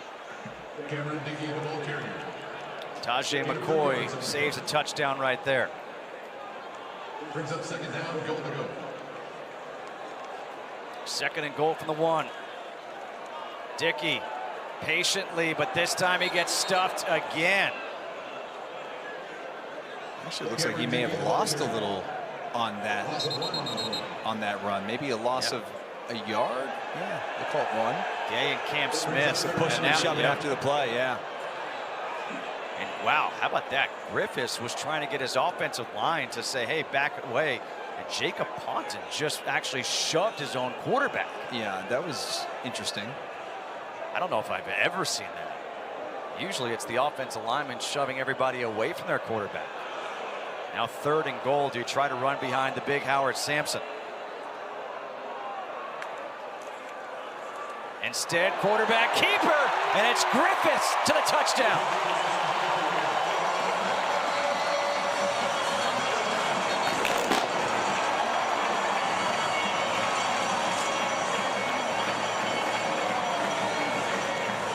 With 3:17 to go here in this third quarter, it's a 41-0 Texas Tech lead.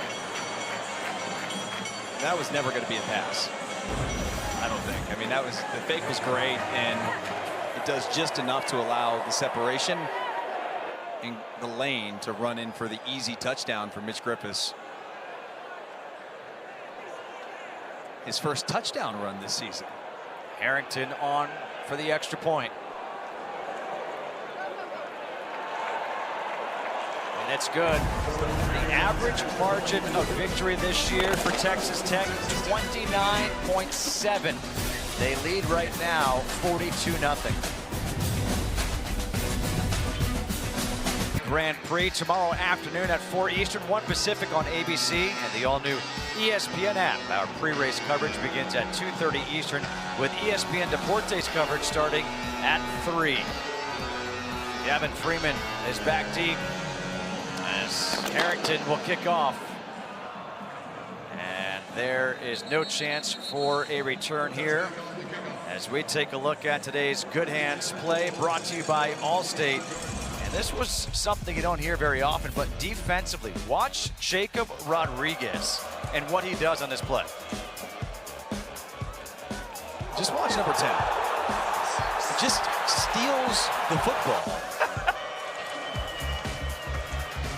I mean, talk about like ball searching. This young man has had himself a whale of a day, by the way. Not only does he have that forced fumble in that touchdown, he also has a TFL. And he also, by the way, has 10 tackles on the day. I don't know, man. Looks like a foxhole guy to me. And as this one is broken up, beautiful play defensively coming over by Peyton Morgan to break that one up. But Rodriguez doing this with his wife, who's a U.S. Army helicopter pilot in attendance. But watch this effort. I mean, that was like just a blind dive. Like, you know, okay, I've got no chance other than to just extend my arm and leap as far as I can. And goodness gracious, Morgan makes a heck of a play. Noah Walters now 1 for 4, 5 yards in the air. I just can't get over Rodriguez's mustache, too. I mean, that thing is just so good. Freeman, this guy can run. Gavin Freeman, a transfer from Oklahoma, tackled by Marion Horn. Yeah, that mustache is I mean, it's elite. Tom Selleck-esque. I was going to say it's Johnson Wagner-esque. Okay, you want to one-up me? No, I've compared Johnson Wagner's stash to Tom Selleck. That's why he got married, you know? I mean, it's Thurman Munson-esque. Don Mattingly comes to mind. The handoff. This marked down at the 40.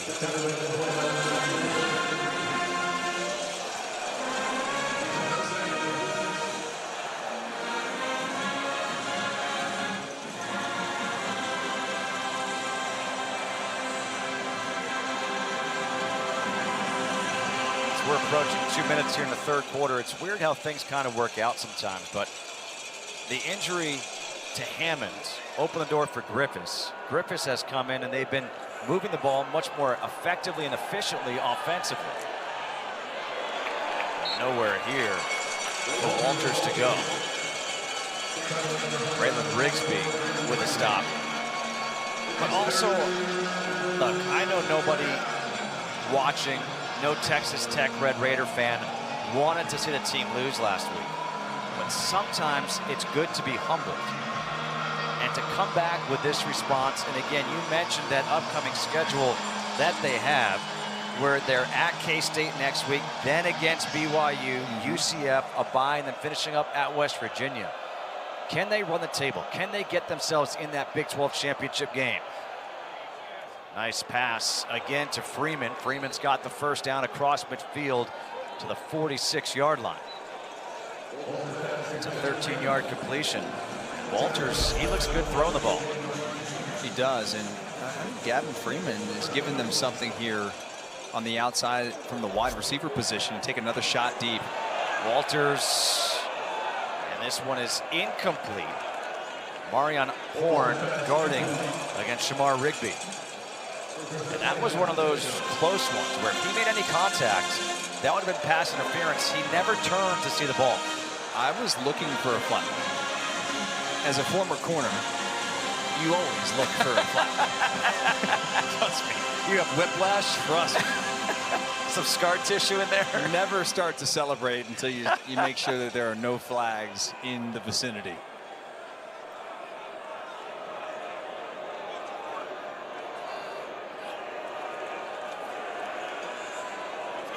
Swinging it out.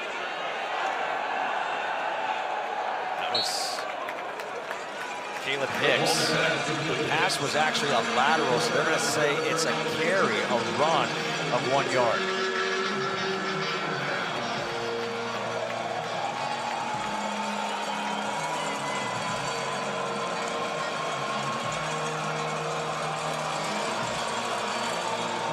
They do have to run a play, as there is a 1 second difference between the play clock and the game clock. 3rd and 9. There's Jaden Cofield waiting. Pressure. Walters elusive. Dives forward, and he's going to be short. He's going to be at the 40. And they're going to have a decision to make. I don't think there's a decision. I imagine they're going for it, as A.J. McCarty made the stop. It's the end of the 3rd quarter, so they can think about it during the commercial break. But the Red Raiders, after a loss last week, have responded in a big way, leading big over Oklahoma State, 42-0.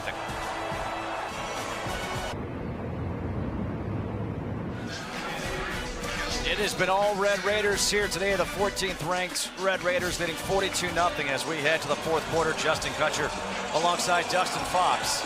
And now here on 4th down, Oklahoma State going for it, obviously trailing by 42. They have to. 4th and 3. Oh, nice fake pitch. But Walters is going to be tackled short of the 1st down marker. It's Bryce Ramirez who makes the stop, one of those linebackers. It was such a good fake. Right as he goes to fake the pitch, I'm like, goodness, he's got a huge lane. It closed in a hurry by that Texas Tech defense, suffocating defense. And by the way, now they're playing with a lot of the backups in the game. It doesn't matter. They're still getting after it and getting off the field. A huge stop by the Red Raiders defense. Texas Tech's 49 is now wearing number 65. And just such a great job of what we've seen from Shieldwood in his defense, pitching a shutout here.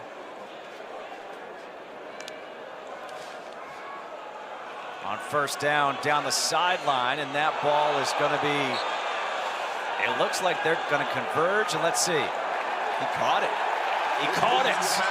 Micah Hudson with the catch, somehow able to stay inbounds for a 24-yard pickup. Let me see this again, please. And he may have gotten away with a push-off. He did get away with a little push-off there on the corner, number 13, Eric Fletcher. And they run this play before anything can happen. Adam Hill in at tailback for the 1st time today. Again, you mentioned on defense, some of the backups playing now here on offense. Some of the guys getting a chance.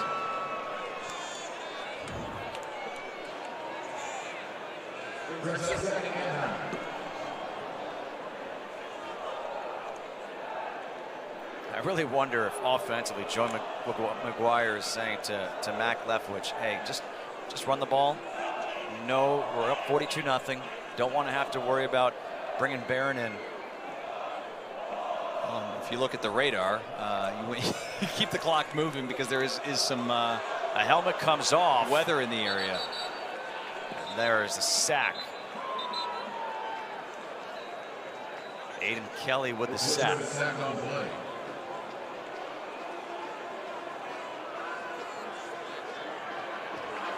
Funny, I mean, the skies look dark on one side of the stadium, and then the sun's peeking out at the other side of the stadium as 13 minutes and change to go.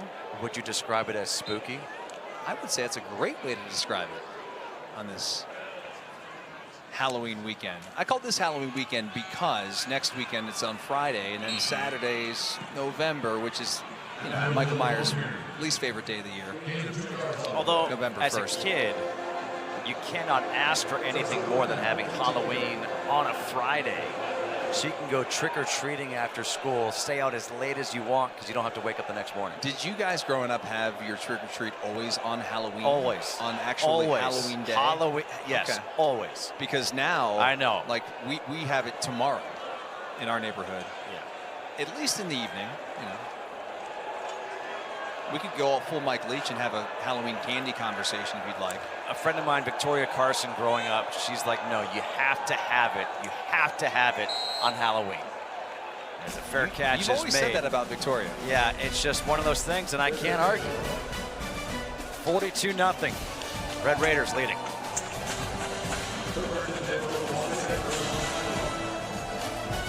Barcelona second with 22. Coverage begins at 11 a.m. Eastern, 8 a.m. Pacific, with an 11:15 kick. Oklahoma State starting at their own 9-yard line. Dangerous pass, and that was almost a pick six in the hands of Charles Esters. He had it. You don't get better opportunities as a defensive end for a pick six touchdown. Gosh, he was in the end zone. He had a foot in the end zone. Just catch the ball. Oh my goodness. He will have nightmares over that one. Another Halloween reference for you. I have one of those that lives in my memory bank. Trent Howland with a run for the first down. Tell me about it. 2003, we're playing NC State in the Horseshoe in Columbus. Phillip Rivers is the quarterback for the Wolfpack. Ball snapped over his head. I'm blitzing off the edge. There's a corner blitz. The ball's right there. I go to pick it up. I mean, I'm going to walk in the end zone. I kicked the ball. No. Oh, yeah. Yep. Way to kick it, Pele. It was going to be my only college touchdown, and no. So, yeah, little nightmares about that one. How often, and in all honesty, do you think about it? Well, this is the first time I've thought about it in probably a year. Okay. Good effort by Terrell Davis along the sidelines.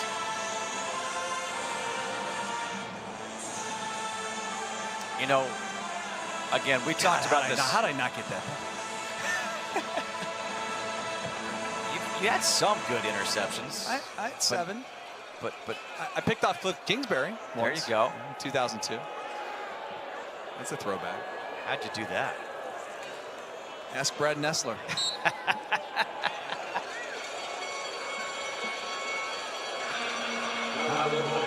I just think right now about this Texas Tech defense. Pitching a shutout here, 42-0. And what they did in the transfer portal, you know, the portal is one thing, but you have to make sure you hit in the portal. When you're going out and you're spending money on these guys, you got to hit. They've hit in a big way. And not only that, you have to find the right guys that are going to be, you know, fit with your culture. Is that's complete for a first down for the Cowboys. But, you know, you think about some of the guys that they've, you know, gotten before. David Bateman, Milo Heights, a good example. I mean, this guy's got a degree from Georgia Tech, right? So you know this guy's coming here. He's already got that degree, like high character guys. That's, to me, that was the theme. Matt is a heck of a play right there. Just thrown to the ground by Ansel Nador. Yeah, they have a wealth of riches, even their depth here on the defense as you take a look at these top 50 transfers here. And what it says, you know, you think about what Texas Tech is doing on the football field. Right now, they're ranked 14th in the country, and I'm not a huge fan of football rankings before Halloween, especially in today's era where you have the transfer portal and people are leaving all the time and coming. You don't know who's going to do what. But with the NIL, Texas Tech has done an amazing job. When you look at earlier today, they were honoring the Elite Eight men's basketball team from last year. The women's tennis team won the Big 12 championship. You have the golf team who had Ludwig Oberg, who is the #1 player in all of golf.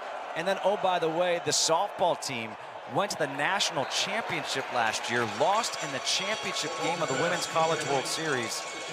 And Najee Kennedy, I mean, she was paid $1 million, and she made a huge difference. So again, You're picking out the right people, you're hitting on it, and you're transforming the university. No doubt. It's not just the football program, as you said. I mean, it's not just the basketball program. Right. I mean, all of the other sports, especially the softball, the ladies tennis program, Big 12 champs a season ago, looking for big things in 2025. Nice return here by Tristan Gentry. Texas Tech looking for big things, looking to move to 7-1 here on the season as they lead 42-0. Champions. Well, it's got to hit around a little bit with some of the members of the Texas Tech ladies tennis team, and they're phenomenal. Big 12 champs a season ago, looking for bigger things in the 2026 season. They are awesome and great people, and it was really cool to spend a little time with the tennis program here in Lubbock, Texas. Rumor has it that you need ice now after how hard. I need ice. I need a meal. I need ibuprofen. Yeah. I mean, good Lord.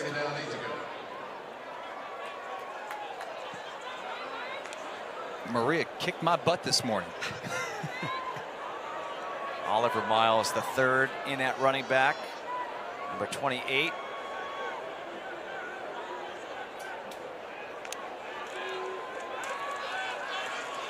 His pass, diving effort, incomplete, but a flag comes in. Micah Hudson, the intended receiver, Landon Cleveland there on the coverage, and let's see what we got.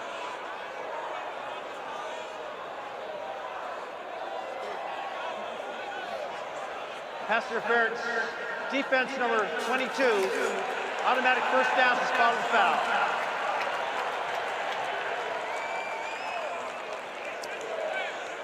I beg your pardon, that was Kobe Foreman on the coverage.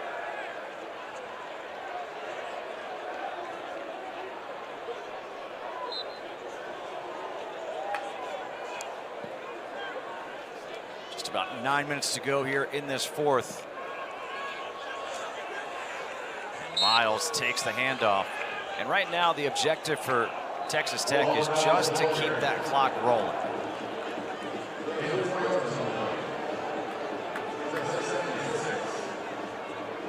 Favorite Halloween candy? Reese's Peanut Butter Cups. No thought there. I was just like, bam. Off the cuff. I mean, I'm like Vince Vaughn. I love peanut butter. Like, I put it in my hair sometimes. I mean, it's just so good. Yeah. The chocolate's good. I'm just more of like a, You're like a sour person, aren't you? Yeah, or these like Haribo gummy bears or Starburst, Sour Patch Kids. Down the sideline again, another pass interference as Micah Hudson was the intended receiver again.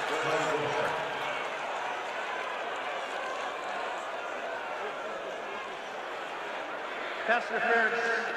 Defense number 22. 15-yard penalty and an automatic. First down.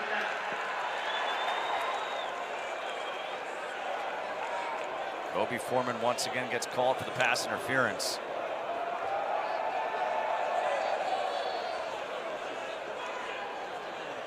Yeah, I would say favorite Halloween candy in order. Ooh. Well, Reese's Peanut Butter Cup. This is the Justin Kutcher top five. Oh, okay, top five in no particular order. Reese's Peanut Butter Cup, Kit Kat, Snickers, M&M Peanuts. Number 4. M&M Peanuts. Okay. And number 5. I don't even care after that. Just give me those 4 and I'm good. We got some, the peanut gallery here is saying the Reese's pumpkin. Stop it. Oh, Stop it. Stop it. Don't. These are your guys. I mean, come on. Alan Thrifley, shame on you. It's the original.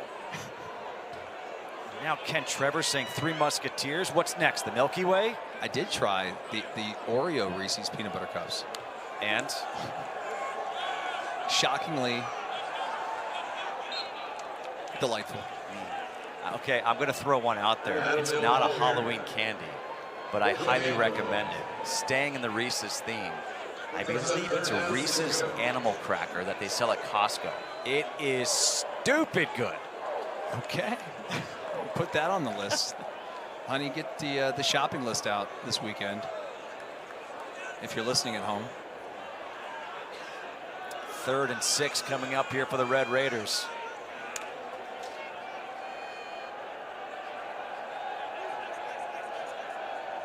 Adam Hill in the backfield, just draining this play clock. They keep it on the ground. He's going to spin around and maybe pick up a yard. Adam Hill, ball carrier.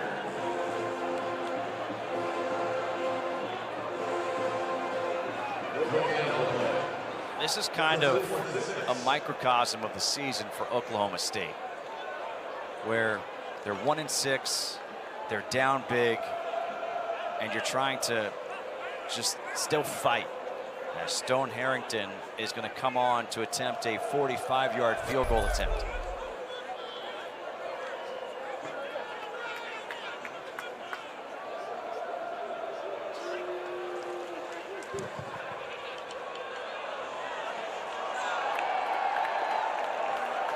That kick is no good.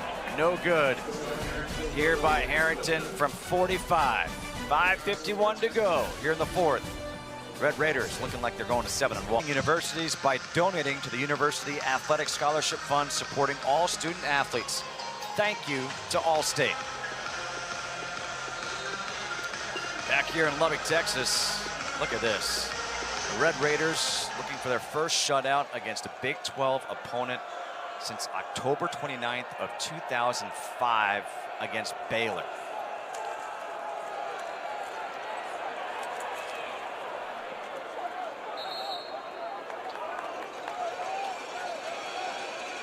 Will Capel on that carry. That's kind of what you're looking at right now, right? Like, all right, what do you play for? What's the motivation here for Texas Tech? I got to think it's, hey, shutout. Well, I mean, listen, every player on this field right now, whether they're, on Texas Tech or Oklahoma State, trying to put something on tape. Because if you're at Oklahoma State, there's going to be coaching change at the end of this season. Know that. And if you're on Texas Tech and you're in the game right now, you're not a starter, most likely. So you're trying to either prove to this staff that you deserve more playing time or what have you. And then also, we live in a day and age where it's like 24/7 free agency. So if you're not playing hard in the 4th quarter of a game like this, but you're in the game, I mean, everybody takes notice. I mean, there's a lot of people out there watching the game still and will look at tape. So I've just been impressed really with how, frankly, both defenses have played today. And yet the score's a little misleading because there was like basically three touchdowns that came from non-offensive scores by Texas Tech. Here on the keeper is Walters. Ball's out. And they're going to say he was down. Man. How about you? The Mafia at 6'4", 325 gets that ball in his hands. And I don't think he's going to tackle that big fella. You can see Walters just trying to work out something. Yeah, just looks a little ginger. off. Yeah.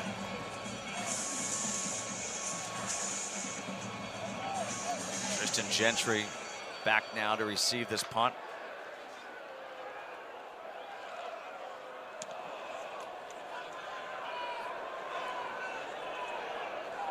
From the 13, and he'll go to the 14. Good special teams coverage right there. Time now for the AT&T Keeps Us Connected with today's best moment. This one's not hard to pick. The opening kickoff. Ridiculous. Jacoby Williams, 99 yards.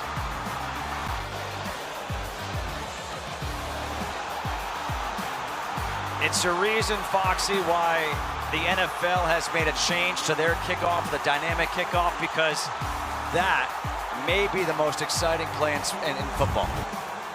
It is, and you want to see more of those plays and guys to, bring those out. And it was a game-changing play. I mean, literally 10 seconds in the ball game, it felt like the momentum was all Texas Tech. I'm not saying that was why they won the game, but it felt like the game was won right there, like in an instant, 10 seconds in. And boy, Jacoby Williams has had himself a monster game. Not just with that kickoff return, but he was dynamic in the pass game, also on the ground. Just an elusive, electric player that I think Red Raider fans are going to be excited to watch because just a sophomore. Holden Phillips is now the third quarterback in for Texas Tech on the day. He's going to keep this one.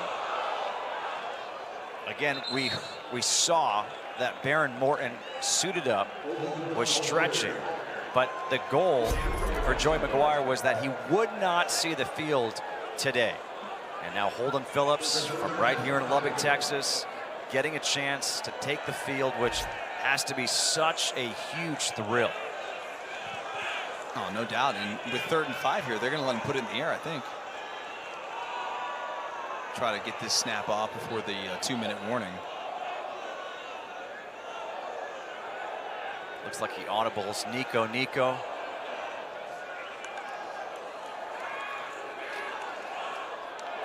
Puts it in the air, puts it on target for the first down to Micah Hudson.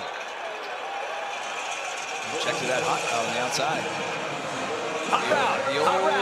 Nico 9 route. This is the 2-minute timeout. 2-minute timeout here in the 4th quarter. Tough guys, right? Well, in this case, we could take tough gals, too, yes, because his wife could probably be in the foxhole easily with Mr. Rodriguez. We are talking about Jacob Rodriguez, who's had himself a whale of a day. 10 tackles, a tackle for loss, a forced fumble right here, and then a scoop and score, essentially, or a strip and score, whatever you want to call it. But he had a monster game, and we'll put him in the foxhole. I want him in any foxhole with me, partner. So and you as well. I appreciate that. You're welcome to join. You know what? I might leave it up to you, Jacob, and his wife Emma, and I'll just cheer you guys on. No, I'm just messing around. But again, there's Emma Rodriguez, who is a helicopter pilot for the U.S. Army. She was freaking out when she saw her husband make that strip fumble, run it in for the touchdown. She's here, able to be in attendance. Just such a cool moment as Texas Tech is in this victory formation, and this is weird symmetry. There's been only one other time that Texas Tech has scored 40 or more points and shut out a Big 12 opponent. That took place November 11th, 2000 against Oklahoma State. It's like a bizarro world. Yeah. Here we are. Wild. As we said before, it's just spooky.